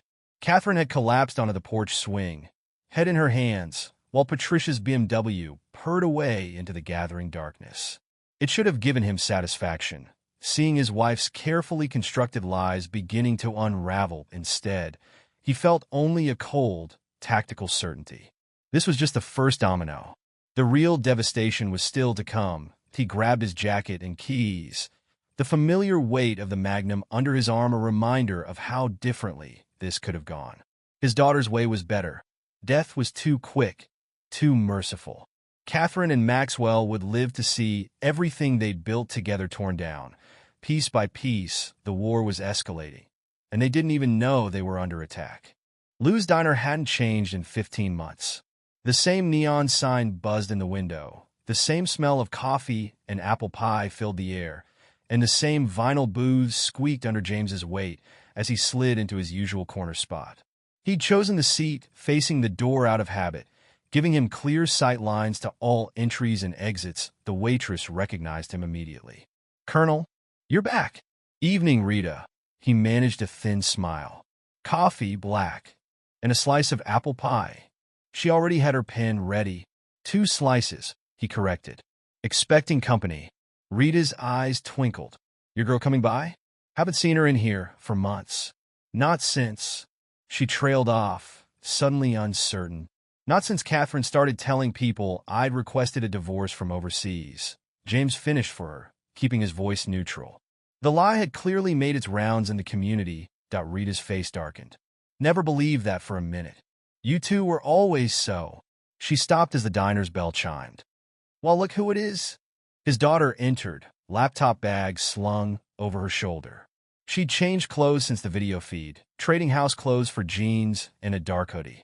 Her eyes scanned the diner automatically, a habit she'd picked up from him before heading to their booth. "Hi, Rita," she smiled warmly. "How's Tommy doing at college?" "Dean's List again." Rita beamed. "Those math tutorials you gave him really paid off." She headed off to get their coffee, leaving them alone. "Making friends with the locals?" James asked quietly. His daughter pulled out her laptop. "Information comes from everywhere, Dad. Rita's son works part-time at Maxwell's country club. The stuff he overhears at the caddy shack." She smiled. "Let's just say golf brings out people's true colors." The laptop booted up as Rita returned with their coffee and pie. They waited until she was safely out of earshot before continuing. "Show me what you found," James said. Taking a sip of the bitter coffee, his daughter turned the screen toward him. These were deep in Mom's deleted files. Passport applications, but not normal ones. She pulled up several documents. "Look at the names." James studied the forms. Catherine Maxwell, Robert and Catherine Maxwell, dated 3 weeks ago. They're planning to leave the country as husband and wife. She pulled up another document. "And look at this bank accounts in both names, already set up in Grand Cayman. They've been planning this for months. The money's already there. Some of it. They've been moving it in chunks to avoid detection. But here's where it gets interesting." She opened a spreadsheet. "These transfers don't match the company's books. Maxwell's been stealing way more than we thought." James leaned forward, studying the numbers. "How much more?" "According to this, close to 12 million. He's been cooking the books for years, way before Mom got involved. But he needed her help to move the bigger amounts." She took a bite of pie, chewing thoughtfully. "That's probably how it started. He needed an accounting expert, someone who could hide the money, and found a willing accomplice." James finished, his voice hard. "What's our next move?" She pulled out a USB drive. "Remember that backup I made of Mom's computer?" Found something else, emails between them discussing the company's server security. Specifically, the gaps in it. A cold smile. "Maxwell's been logging in remotely, accessing restricted files. But he's not as tech-savvy as he thinks. Every login leaves a trace. You can track them? Better. I can replicate them. Make it look like he's been accessing accounts he shouldn't. Downloading files above his clearance level." She lowered her voice. "The company handles sensitive financial data for some major clients. The kind of clients who get really upset about security breaches." James watched his daughter with a mixture of pride and concern. She developed skills that would impress his military intelligence officers. But the cost to her innocence troubled him. "You're sure this can't be traced back to you?" "Positive. I'm bouncing everything through Maxwell's own credentials. As far as the system knows, He's just getting sloppy with his late-night logins. She took another bite of pie. Besides, after Patricia's visit tonight, security will already be looking at him sideways. Speaking of Patricia, James set his coffee down. That was a risk, sending her those photos. A calculated one. Maxwell's predictable. He always sacrifices others to save himself. By throwing Mom under the bus, he's just proved to Patricia that the photos are real. She grinned. And guess who sits on the company's audit committee? James raised an eyebrow. Patricia, chair of the committee, has been for 3 years. Mom didn't know that Maxwell kept their work lives separate. But now, she closed the laptop. Now Patricia's going to tear through every financial document with a fine-toothed comb. And she has the authority to do it. You've thought of everything, haven't you? Her expression sobered. Almost everything. There's one wild card we need to discuss. She pulled out her phone, showing him a text message. Mom's trying to reach you. Wants to explain before you hear things from other people. James felt his jaw clench. She knows I'm back? Not yet. This is preemptive damage control. After Patricia's visit, she's scared. Probably thinks the photos will get around town. She studied him carefully. What do you want to do? James stared at his empty coffee cup, considering their options. Can you get into her phone? Read her messages with Maxwell? Already done. He's barely responding to her. Told her to stop contacting him until things cool down. She scoffed. He's trying to create distance, make her look like the aggressor. Classic abuser tactic. And the passports? Still in process. Takes time to create that kind of documentation, even through illegal channels. She hesitated. Dad, when the time comes, what exactly are we going to do with all this evidence? James looked at his daughter, really looked at her. Behind the tactical brilliance and cold calculation, he could still see the little girl who used to run to him for protection. Now she was protecting him, in her own way. We're going to destroy them, he said quietly. Not just their reputations or their freedom. Everything. The money, the relationships, the backup plans. By the time we're done, they won't have a single refuge left. She nodded slowly. And Mom, when she tries to contact you, let her stew for now. The more desperate she gets, the more mistakes she'll make. He reached across the table, squeezing her hand. You've done good work, but I need you to be careful. These people are cornered animals now. They're going to get dangerous. I know. That's why I installed new locks on my bedroom door. And she reached into her bag, pulling out a small canister. Bought this today, just in case. James recognized the pepper spray immediately. Another piece of innocence lost. Show me how you hold it, he said, shifting into instructor mode. If she needed to be prepared, he'd make damn sure she was prepared right. They spent the next hour going over basic self-defense, speaking in low voices as the diner emptied out. James taught her the same techniques he'd taught his soldiers. How to be aware of surroundings, how to identify threats, how to escape bad situations. She absorbed it all with the same intensity she brought to her surveillance work. Finally, as Rita was stacking chairs on tables, they gathered their things to leave. Out in the parking lot, his daughter hesitated by her car. Dad, thanks for trusting me with all this. I know it's not how you wanted to handle things. James pulled her into a tight hug. You've made me proud, not of what you had to do, but how well you've done it. He pulled back, looking her in the eye. But remember, you're still my daughter first, operative second. If anything feels wrong, you call me immediately. Clear? Crystal. She managed a small smile. I'll send you the server access data tonight. Watch your secure email. As she drove away, James watched until her taillights disappeared around the corner. Then he pulled out his phone, looking at Catherine's message again. 3 attempts to contact him in the past hour, that he deleted them all without reading them. Let her worry. Let her fear. Let her wonder when and how her carefully constructed world would come crashing down. The time for confrontation would come. But first, they had to spring the trap point. 1 week after the diner meeting, James sat in his hotel room, watching multiple laptop screens, each displaying a different feed. His daughter's surveillance network had grown impressive. The main screen showed Maxwell's office, where the man himself was having what appeared to be a heated phone conversation. His daughter's voice came through his earpiece. You getting this? Crystal clear, James replied, adjusting the volume. What triggered him? Patricia just called an emergency board meeting. Apparently, she's found some concerning irregularities in the quarterly audit. He could hear the satisfaction in her voice. Maxwell's trying to reach Mom, but she's not answering. Where is she? Having a breakdown in her office. Here, let me switch your feed. The screen changed to show Catherine's office. She sat at her desk, makeup smeared from crying, staring at her phone. Papers were scattered everywhere, and her computer screen showed multiple email warnings about unauthorized access attempts. The IT department locked her out an hour ago, his daughter explained. Standard procedure when they suspect account compromise. But with her credentials flagged, they're going to start looking at every file she's touched in the last year. How many offshore transfers will that expose? All of them. I made sure the audit trail was crystal clear. A pause.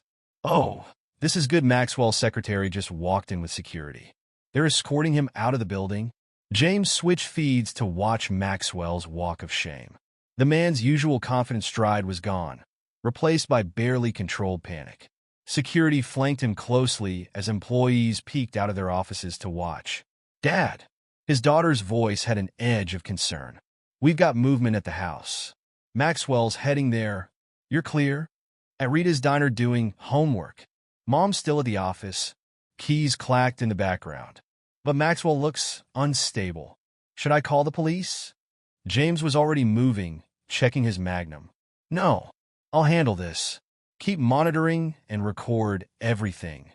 Be careful, she warned. He's been drinking. I can see the bottles in his car. Even better, James headed for his truck. A drunk man makes mistakes. Keep your channel open. The drive to his house took 12 minutes. He parked a block away, approaching on foot just as Maxwell's Mercedes pulled up. The man stumbled out, his expensive suit wrinkled, his face flushed with alcohol and rage. Catherine, Maxwell shouted, pounding on the front door. I know you did this. You and your little bitch of a daughter. James felt his trigger finger twitch, but held position. Evidence first. Revenge second. You ruined everything. Maxwell continued to shout, pulling out his phone. Pick up, damn you. You think you can destroy me? I'll show you destruction. James's earpiece crackled. Dad, he's forwarding emails to himself. Looks like, oh shit. Talk to me. He's sending proof that Mom was behind the embezzlement, setting her up to take all the blame. Her voice hardened. He's going to try to pin everything on her. James watched as Maxwell stalked back to his car, still shouting into his phone. Perfect. Let him dig himself deeper. You getting all this? Every word, his daughter confirmed. And yes, he just logged into the company server from his phone, using Mom's stolen credentials. IT will have a record of that. Maxwell was back at the door, this time with a bottle in his hand. You want to play games? He slurred. I've got records of everything, Catherine. Every transfer, every meeting, every time you spread your legs to earn your share. The bottle crashed against the door, glass shattering across the porch. James had seen enough. Time to introduce himself to his wife's lover. He approached silently from behind, combat boots silent on the grass. Maxwell didn't hear him until it was too late. Problems with the door, Robert? Maxwell spun, nearly falling. His eyes widened as he recognized James. Colonel? You're not due back. Change of plans? James kept his voice conversational even as he moved to cut off Maxwell's escape route. Thought I'd surprise my wife. Seems I'm not the only one with surprises. Listen, Maxwell raised his hands, backing away. Whatever Catherine told you, she's lying. She's been unstable, obsessed. These accusations she's making, you mean the ones you just screamed across my front lawn? James stepped closer. The part about her spreading her legs? Or the part about the transfers? Maxwell's back hit his car. I can explain. To who? The board? The police? James smiled coldly. Your wife. My wife. Maxwell's face went pale. What does Patricia have to do with? She's very thorough, isn't she? Especially when she's angry. James was close enough now to smell the alcohol on Maxwell's breath. Did you really think those photos appeared out of nowhere? Understanding dawned in Maxwell's bloodshot eyes. You've been? Watching? Planning? Learning all your dirty little secrets? James leaned in. Welcome to war, Robert. You're not very good at it. Maxwell's face twisted with drunken courage. You think you can threaten me? I'm Robert Maxwell. I've got money connections. Not anymore. James's voice could have frozen hell. Check your accounts? Maxwell fumbled for his phone, hands shaking as he pulled up his banking app. His face went from red to white to green as he scrolled. That's impossible. These accounts were secure. Hidden. Nothing's hidden from people who know where to look. James straightened up. You should go home, Robert. Patricia's waiting. Something about divorce papers and a forensic accountant. You son of a... Maxwell swung wildly, the punch telegraphed by decades of privileged living. James stepped aside easily, letting the man's momentum carry him face first into his own car. Dad! His daughter's voice was tense in his ear. Mom just left the office. She's heading home. Perfect timing. James looked down at Maxwell, who was holding his bloodied nose. Looks like the gang's all here, ready to record their reunion. All cameras active. Audio crystal clear. A pause. Dad? Make him hurt. James watched Maxwell struggle to his feet, car keys fumbling in his shaking hands. Already done, sweetheart. Already done. Catherine's Honda appeared at the end of the street just as Maxwell managed to get his car door open. James stepped back into the shadows, wanting to watch this play out naturally. The look on Catherine's face as she pulled up to find her lover bleeding in her driveway was almost worth the price of admission, almost. Robert? She rushed from her car. Oh my God. What happened to you? Why are you here? What happened? Maxwell's laugh was borderline hysterical. What happened is you and your psychotic family destroyed me. Look at my accounts. Look at what they did. Catherine pulled out her phone, then stared in horror. These are our escape funds. Robert, where's the money? Ask your husband. Maxwell shouted, spraying blood. Ask your precious daughter. They did this. They set us up. My husband? Catherine went pale. James is in Afghanistan. He's not due back for 2 weeks. James stepped into the light. Surprise. Catherine stumbled backward, her face draining of color. James? How? When did you get back? He advanced slowly, each step measured and deliberate. About the same time you were planning your new life in the Caymans. How's that working out for you? Maxwell tried to straighten himself, blood still dripping from his nose. Now listen here, Colonel. Shut up, Robert. James didn't even look at him. The adults are talking. James, Catherine's voice quivered as she tried to regain composure. Whatever you think is happening, I can explain everything. Explain? James's laugh was cold enough to frost the air. Like you explained to Patricia an hour ago? Or like Robert here explained to the board before security walked him out? Catherine's eyes darted between them. The board? Robert, what is he talking about? Your wife's been busy, James told Maxwell, showing those photos to all sorts of interesting people. Tell me, Robert, how many members of your country club Wise group has Patricia called so far? Maxwell slumped against his car. You sent those photos to Patricia? Actually, James smiled. That was our daughter's idea. She's got quite a talent for timing, doesn't she? Our daughter.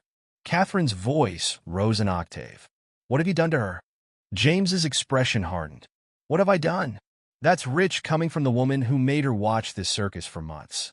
Did you think she wouldn't notice? That she wouldn't figure it out? She's just a child. Catherine protested. A child who's smarter than both of you combined. James pulled out his phone. Want to see what else she noticed? The late-night meetings?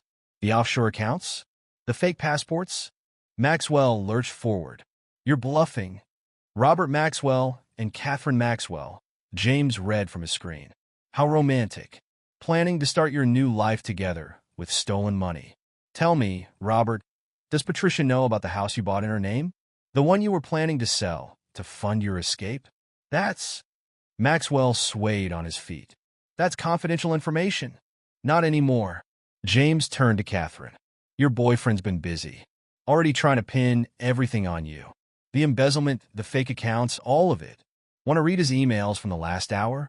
Catherine spun to face Maxwell. You wouldn't, Catherine, he's lying. Maxwell stammered. We're in this together, remember? Everything we planned was recorded, James finished. Every meeting, every phone call. Every time you used her to cover your tracks? He stepped closer to Catherine. Did you really think I wouldn't find out? That our daughter wouldn't tell me everything? James, please. Catherine reached for him. We can talk about this. Work something out. He caught her wrist before she could touch him. Like you work things out in our bed while I was dodging bullets? Or like you work things out with company money while Robert here promised you paradise? Dad! His daughter's voice came through his earpiece. Mom's phone is blowing up. The board just sent her termination notice. And, oh, this is good. The FBI just arrived at Maxwell's house. James released Catherine's wrist. Right on schedule. You might want to check your email, dear. Seems your services are no longer required at the firm. Catherine fumbled for her phone, her hands shaking so badly she nearly dropped it. Her face crumpled as she read the message. No, this can't be happening. Robert, do something. But Maxwell was already backing toward his car. I need to get home. Patricia, the FBI, this is all a mistake. The only mistake, James said quietly, was thinking you could take what's mine without consequences. Maxwell practically fell into his Mercedes, the engine roaring to life. He peeled out of the driveway, leaving Catherine standing alone in the gathering darkness. James, she whispered, what have you done? Me? He smiled coldly. I just got home early. You're the one who's been busy. He checked his watch. By the way, you might want to pack a bag. When the FBI finishes with Robert's house, guess where they're coming next? Catherine's legs gave out, and she sank to the driveway. Our daughter. She helped you do this? She did more than help. This whole operation was her plan. Pride crept into his voice. Turns out she inherited my tactical thinking and your attention to detail. Bad combination for anyone who crosses her. I never meant to hurt her, Catherine whispered. Really? James's voice turned savage. You brought your lover into our home. Made her lie to me during video calls. Left her alone while you played house with Robert. What exactly did you think you were doing? Headlights appeared at the end of the street. 2 cars, moving with purpose. Right on time, James said. Federal agents are very prompt, aren't they? James, please. Catherine scrambled to her feet. Don't let them take me. We can work this out, fix things. Fix things? He stepped back as the FBI vehicles pulled up. Like you fixed the company books? Or like Robert just fixed it so you'll take all the blame? Sir? An agent approached, badge out. We need to ask your wife some questions. James nodded. Of course. She's all yours. I'm sure she has plenty to say about Robert Maxwell's accounting practices. James! Catherine called as the agents led her toward their car. Please, think about our daughter. I am thinking about her, he replied coldly. I'm thinking about every night she cried herself to sleep while you were with him. Every lie she had to tell to cover for you. Every moment you stole from her childhood. He watched as they put Catherine in the back of their vehicle, her mascara leaving black trails down her cheeks. Dad! His daughter's voice was soft in his ear. You okay? James waited until the FBI cars disappeared around the corner before responding. You got everything recorded? Full audio and video. Uploaded to secure servers. A pause. Maxwell just got arrested at his house. He's telling them everything. Trying to make a deal. Let him talk. James stared at the empty driveway where his life had imploded. The more he says, the deeper they both sink. What happens now? James pulled out his keys, not to the hotel, but to their house. His house now. Now we go home. There's a lot of cleaning to do. Dad. Her voice cracked slightly. Did we do the right thing? James thought about the look on Catherine's face when she realized her daughter had orchestrated her downfall. The way Maxwell had tried to abandon her at the first sign of trouble. The years of lies and betrayal exposed in one spectacular evening. The right thing? He climbed the porch steps, stepping over broken glass from Maxwell's bottle. No, sweetheart. We didn't do the right thing. We did the necessary thing. And we're not done yet. Because destroying their lives wasn't enough. Taking their money wasn't enough.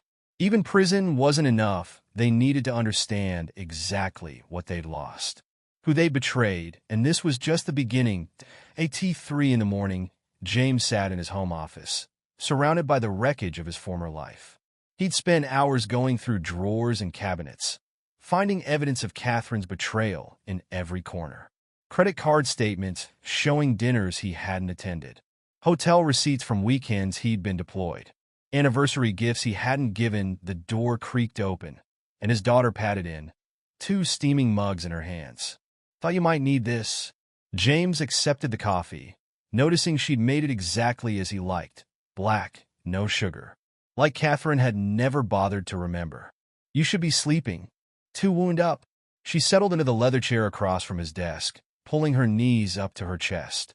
In the dim lamplight, she looked younger than she had in months. Maxwell still singing to the FBI. His lawyers trying to cut a deal. Full cooperation in exchange for reduced charges. Let him talk. James took a sip of coffee. The more he implicates himself, the better our civil case becomes. Already handled. She pulled out her phone. "I sent everything to Uncle Mike an hour ago. He says as your lawyer, he can file for divorce first thing in the morning. Full documentation of infidelity, financial fraud, everything." James studied his daughter over the rim of his mug. "You've been busy. Couldn't sleep anyway." She managed a small smile. "Besides, Mom's not the only one who knows how to work late hours." The bitter echo of Catherine's excuse made James's jaw clench. "Have you heard from her?" She tried calling twice from the FBI office. "I blocked her number." Her voice hardened. "She doesn't get to play the concerned mother now." "No, she doesn't."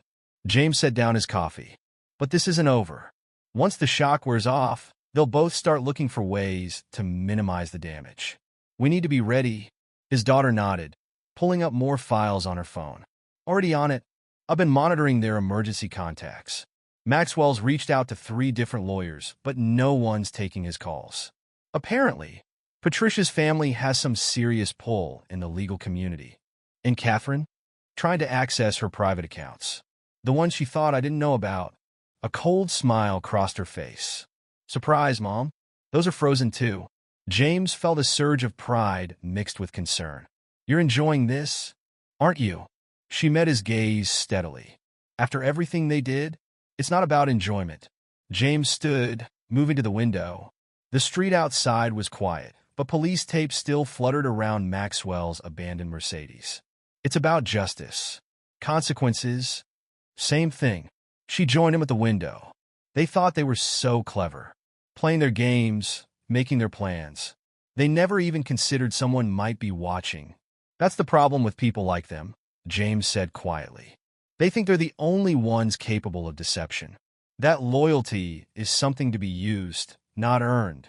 Speaking of loyalty, his daughter hesitated. "Rita called while you were dealing with the FBI. The whole town's talking. People are choosing sides.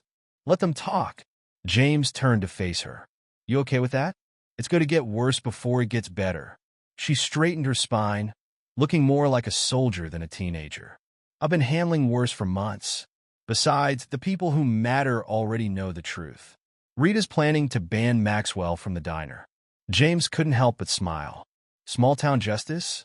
The best kind." She checked her phone again. "Oh, this is interesting. Maxwell's company stock just tanked in after-hours trading. Someone leaked the FBI investigation to the financial press." "Someone? Anonymous source?" She tried to look innocent and failed. The same anonymous source might have suggested looking into Maxwell's previous company. The one that mysteriously went bankrupt after he left with a golden parachute. James shook his head in amazement. "You've thought of everything, haven't you?" "Almost." Her expression turned serious. "There's one thing we still need to discuss. Mom's family." The temperature in the room seemed to drop. Catherine's wealthy parents had never approved of James, a mere soldier who'd seduced their daughter. They tried to buy him off before the wedding, offering a substantial sum to walk away. "They'll try to intervene," he said grimly. "Already happening. Grandma called while you were out. Said they're flying in tomorrow." She gripped her phone tighter. "They think they can fix this with money. Like always. Can they?" "Not this time." She held up her phone, showing him an email chain. "See these transfers? The ones Mom helped hide? Some of that money came from their family foundation. When the FBI traces it," James let out a low whistle. "You're burning everyone. They chose their side years ago." Her voice was pure ice. "Remember my 13th birthday? When they forgot To invite you to their country club celebration? Said it was members only? I remember. So do I.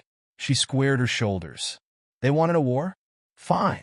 But they don't get to choose the battlefield. James pulled her into a hug, feeling her trembling slightly despite her brave words. You're sure about this? Once we start down this road, I'm sure. She pulled back, wiping her eyes. Besides, it's too late to stop now. The evidence is already in play. As if on cue, her phone buzzed with a news alert. The story was breaking across financial networks. Respected businessman Robert Maxwell arrested on suspicion of massive fraud. His accomplice, trusted accountant Catherine Mitchell, in FBI custody. Anonymous sources suggesting connections to broader financial misconduct. Dad.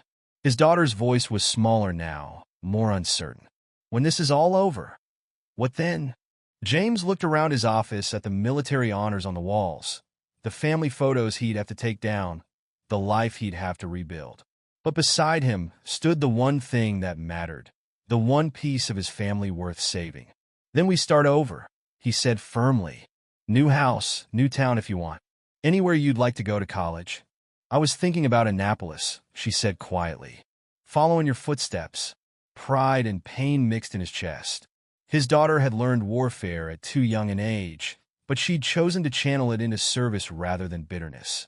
First, he said, we finish this. Your grandparents arrive tomorrow. She nodded, steel returning to her spine. First flight in. They'll probably head straight to their lawyers. Good. James turned back to his desk, where Catherine's credit card statements lay spread like evidence of a crime, which he supposed they were. Let's give them something to discuss with their legal team, because this wasn't just about Catherine and Maxwell anymore. This was about every person who'd enabled them, every silent partner in their betrayal. By the time he and his daughter were done, there wouldn't be a single refuge left for any of them. The war was expanding, and they were just getting started.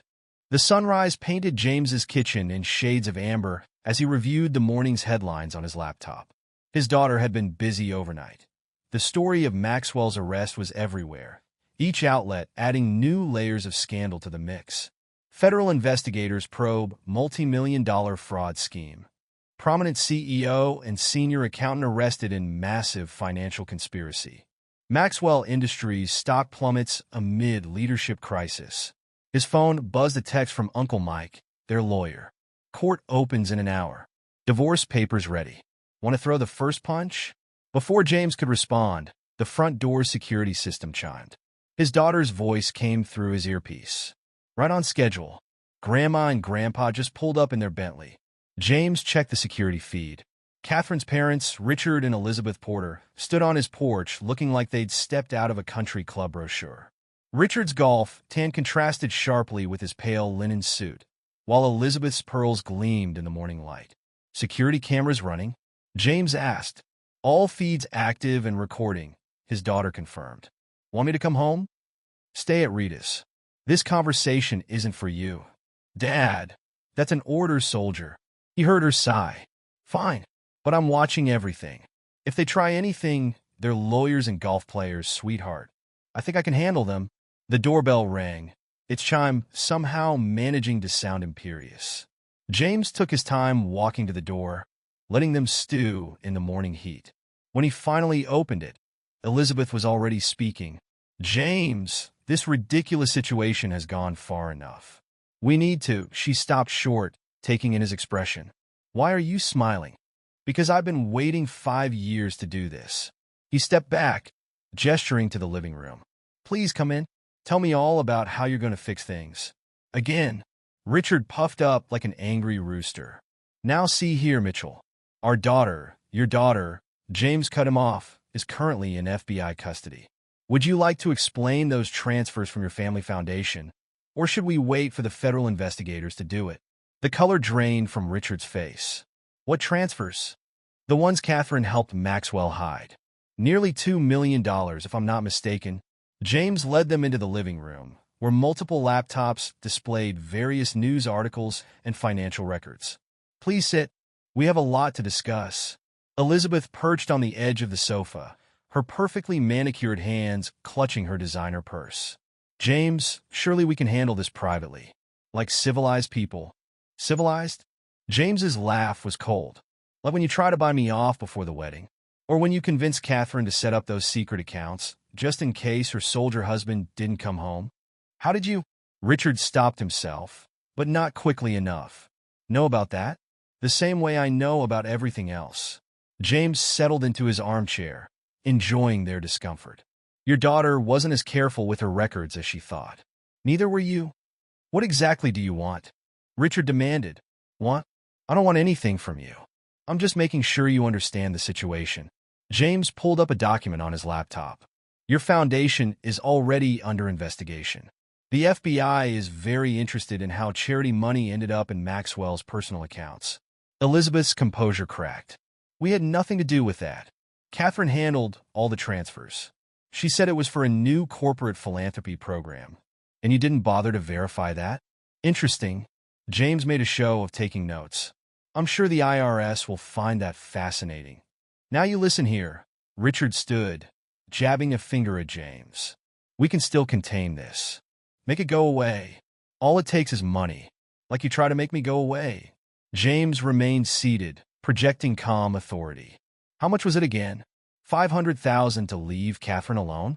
Tell me, does that offer still stand? Elizabeth shot to her feet. We were protecting our daughter. No. James's voice turned to steel. You were protecting your reputation, your social standing, your precious family name. He stood slowly. Well, guess what? That name is about to be dragged through every newspaper in the country. How's the country club going to feel about that? Richard's face had turned an alarming shade of purple. Are you threatening us? Threatening? No. I'm just telling you what's already in motion. James moved to his desk, pulling out a thick folder. Would you like to see the evidence? Your daughter was quite thorough in her record-keeping. Every transfer, every meeting, every time you helped her hide money from her soldier husband. We were building a safety net, Elizabeth protested. In case I died in combat. James's smile was razor-sharp. How disappointed you must have been when I kept coming home. Dad. His daughter's voice came through his earpiece. Maxwell's lawyer just called a press conference. You're going to want to see this. James turned on the television, finding the news channel already covering the scene. Maxwell stood outside the federal building, looking haggard in a wrinkled suit. Patricia stood beside him, her face a mask of cold fury. I want to make a full confession, Maxwell was saying, his voice shaking. I betrayed everyone, my wife, my company, my employees. But I wasn't alone. He swallowed hard. Catherine Mitchell wasn't just my accomplice. She was the architect of this entire scheme. Elizabeth gasped. Richard cursed under his breath. She approached me 3 years ago, Maxwell continued, with a plan to embezzle company funds. She had everything worked out.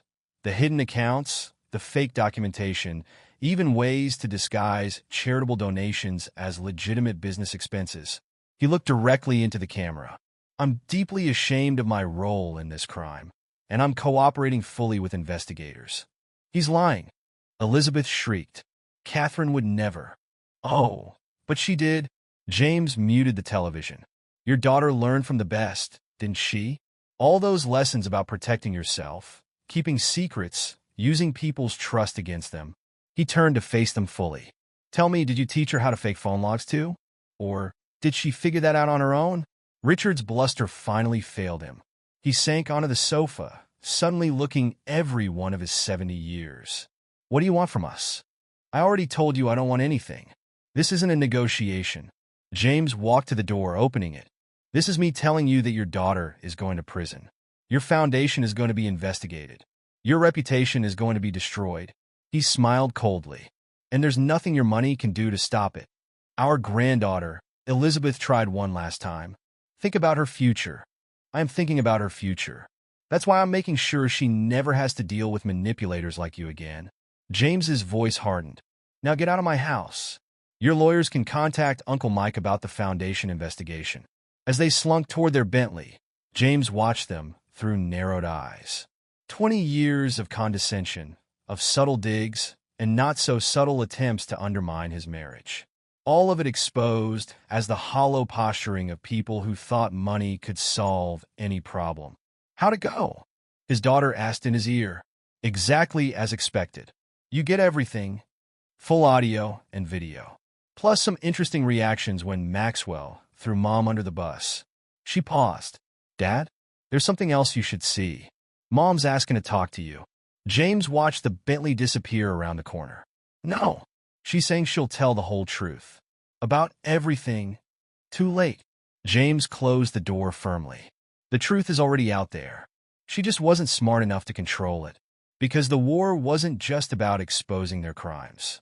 It was about destroying the carefully constructed lies they'd built their lives around. And they were just getting started. The Federal Detention Center's interview room reminded James of interrogation rooms he'd seen in Afghanistan. Same stark walls, same fluorescent lighting, same feeling of trapped desperation. Catherine sat across the metal table, her designer outfit replaced by a plain jumpsuit, her carefully maintained appearance showing the strain of 3 days in custody. You came, she said softly, hands folded on the table. The handcuffs gleamed under the harsh lighting. Figured I owed you one last conversation. James remained standing, unwilling to give her the comfort of eye level. Make it count. How is she? Catherine's voice cracked slightly. Our daughter? You lost the right to ask about her the moment you chose him. James's voice could have frozen the room. But since you asked, she's fine. Already applying to colleges. Annapolis is her top choice. Catherine flinched. The military? James, you can't let her. Let her. He leaned forward, hands flat on the table. Like you let her carry your secrets? Let her cover for your lies? Let her watch her family fall apart while you played house with Robert? I never meant to hurt her. Tears welled in Catherine's eyes. You have to believe that. Have to? James straightened up, laughing coldly. I don't have to believe anything you say. Neither does the FBI. By the way, how's that going? I hear Robert's been very chatty with the prosecutors. The mention of Maxwell made Catherine's face harden. He's lying about everything, trying to save himself by destroying me. Funny how that works, isn't it? James pulled out his phone, showing her the morning's headlines. Career CEO claims accountant masterminded multi-million-dollar fraud. He smiled without warmth. Sound familiar? I can prove he's lying. Catherine leaned forward urgently. I kept records of everything. Hidden accounts, real estate deals, all of it. If you help me access my private files, you mean these files? James held up a USB drive. The ones our daughter found months ago? The ones the FBI already has. Catherine's face went pale. She knew? She knew everything. Every meeting, every phone call, every time you slipped away to be with him. James's voice turned to ice. While I was dodging bullets, our 16-year-old daughter was gathering evidence against her own mother. James, please. Catherine reached across the table, but he stepped back. We can fix this. I'll tell them everything. About Robert, about my parents, about all of it. Fix this? James's laugh was bitter. Like you fixed the company books? Or like you fixed our marriage by sleeping with your boss? I'll sign whatever you want, she pressed on desperately. The house, the accounts, full custody, it's all yours. Just help me show them Robert was behind everything. James studied her for a long moment. Even now, trapped and exposed, she was still trying to manipulate the situation. Still trying to find an angle, a way out. You still don't get it, do you? He shook his head. This isn't about deals or arrangements. This is about consequences. What do you want from me? Tears streaked her makeup. An apology? Fine, I'm sorry. I'm sorry for everything. Sorry you did it, or sorry you got caught. James pulled out another document. Divorce papers. Because from where I'm standing, the only thing you regret is losing control of the situation. Catherine stared at the papers. You're really going through with this? Already done. My lawyer filed first thing this morning. He slid them across the table. Full divorce, citing infidelity and criminal conduct. No alimony. No shared custody. No chance of reconciliation. You can't just throw away 20 years. You threw them away. James's voice cracked like a whip. Every time you met him, every lie you told, every moment you made our daughter cover for you. He leaned in close. You want to know the best part? She suggested Annapolis herself. Said she wanted to understand honor and loyalty. Things her mother never taught her. Catherine's composure finally broke. Sobs racked her body as she slumped over the papers. I loved you. I swear I did. Maybe. James straightened up. But you loved his money more. His status, his lifestyle, his promises. He moved to the door. Goodbye, Catherine. Enjoy federal prison. Wait, she called after him. What about my parents? The foundation? James paused at the door. You mean the foundation that helped launder Maxwell's stolen money? The one our daughter found records of? He smiled coldly. Don't worry. The IRS is handling that personally. You're destroying everything, she whispered. No, Catherine. You destroyed everything. I'm just making sure you face the consequences. He knocked for the guard. One last thing. Our daughter wanted me to tell you something. Catherine looked up hopefully. She said thanks for the accounting lessons. They really helped her follow the money trail. The door closed on Catherine's renewed sobs. In the hallway, James pulled out his phone. You get all that? He asked. Crystal clear, his daughter replied.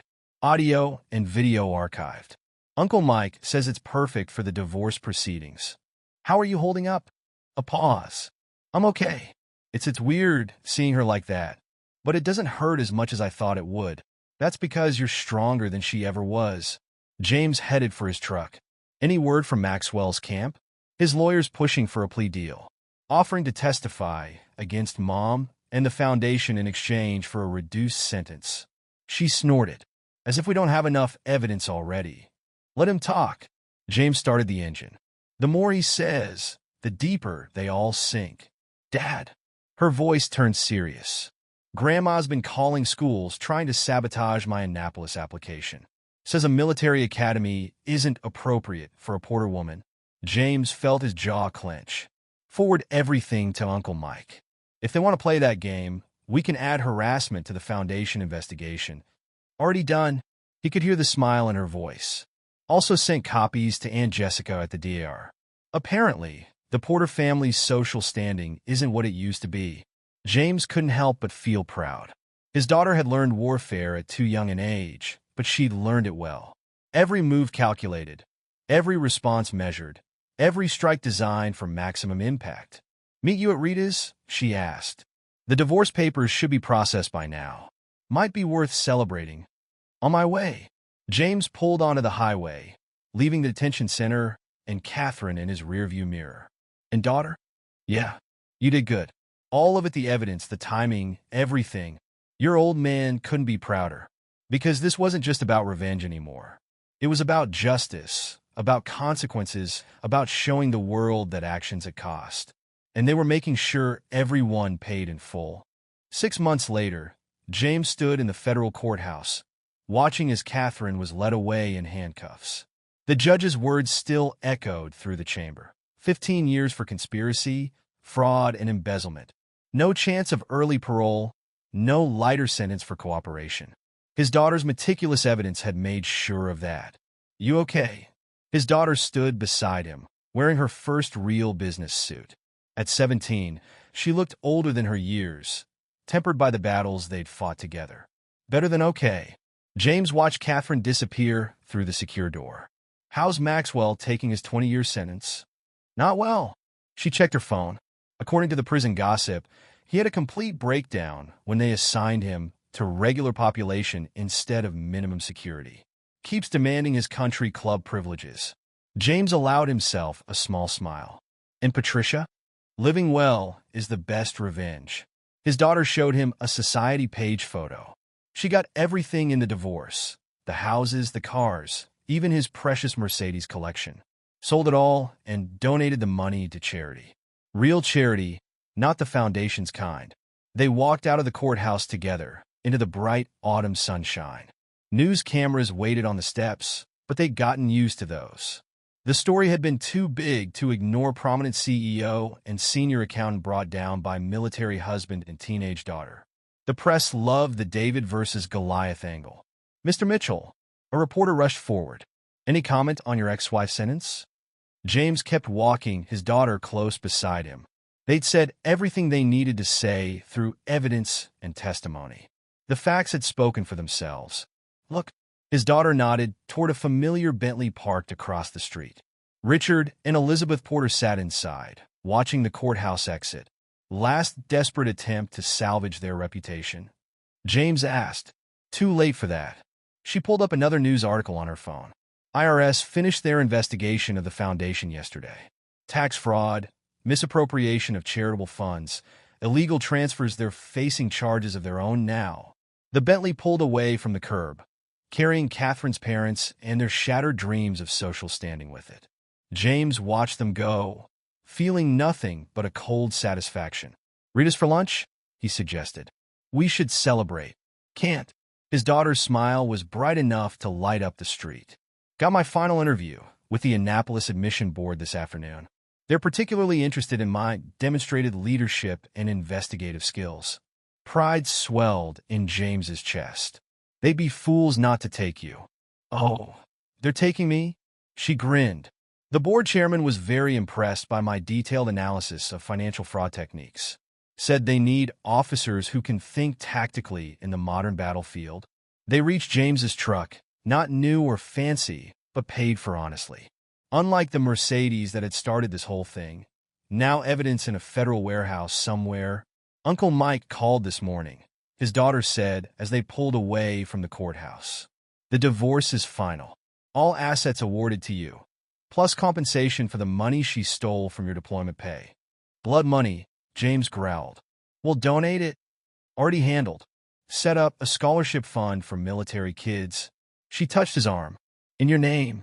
James glanced at her, seeing the woman she was becoming. Strong, principled, unstoppable.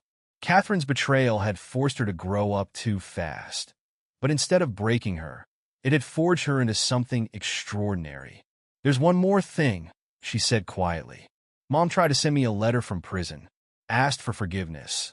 Said she wanted to explain everything. And I sent it back unopened. Marked, return to sender." She stared out the window at the passing city. "Some things don't deserve forgiveness." James squeezed her hand. "You sure about that? It's okay to feel." "What? Sad? Missing her?" She shook her head firmly.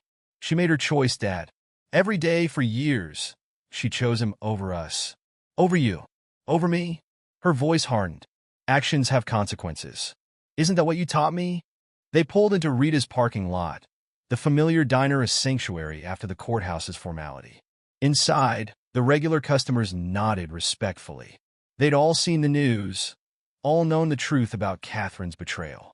Small-town justice had its own way of working. "Colonel." Rita greeted them with coffee and pie, already set out at their usual booth. "Saw the news. 15 years, huh?" "Justice served," James replied simply. "And that Maxwell fellow got 20. Rita's satisfaction was clear. "Good. Never did like the way he treated my staff at his fancy club." She turned to his daughter. "You did good, honey. Showed them all what happens when you mess with the wrong family." After Rita left, his daughter pulled out her laptop, ever the strategist, even now. "We should talk about the house. Real estate agent says it'll sell fast, especially after we remodeled Mom's spaces." "You sure about moving?" James asked.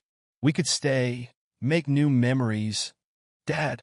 She gave him a look that was pure tactical officer. "Annapolis is waiting. You've got that security consulting offer in Virginia. And this town," she gestured around, "it's served its purpose. We won the war here. Time to move on to the next campaign." James studied his daughter across the table, seeing shadows of his own military bearing in her posture, his own strategic mind in her planning. But there was something else, too, a fierce sense of justice, a determination to right wrongs that was entirely her own. "You know," he said carefully, "your mother wasn't always." "Don't." His daughter's voice was firm. "Don't make excuses for her. She wasn't a victim or a pawn. She was a willing participant who thought she could trade up to a better life." She met his gaze steadily. "And she lost everything because of it." James nodded, accepting her judgment. She'd earned the right to it. After all, while he was fighting overseas, she'd fought her own war at home, armed with nothing but truth and determination. "So," he said, changing the subject. "Virginia? Fresh start." She pulled up a map on her laptop. Good schools, strong community, no country clubs in sight. A small smile. And plenty of opportunities for a retired colonel and his future naval officer daughter. Future Naval Intelligence Officer, James corrected, noting the gleam in her eye. Let's be honest about where those skills of yours are headed. She laughed a real laugh, free from the tension of the past months. Well, I did learn from the best. Strategy, tactics, intelligence gathering. She raised her coffee cup. To new beginnings. James clinked his cup against hers. To justice served. Because in the end, that's what it had been about. Not just revenge, but justice. Not just punishment, but consequences. They'd taken on the powerful and corrupt, armed with nothing but truth and determination. And they'd won. Catherine would serve her time. Maxwell would rot in prison. The Porters would face their own justice. And James and his daughter would move forward, stronger for the battles they'd fought together. The war was over. They had emerged victorious, and their future stretched out before them, bright with possibility.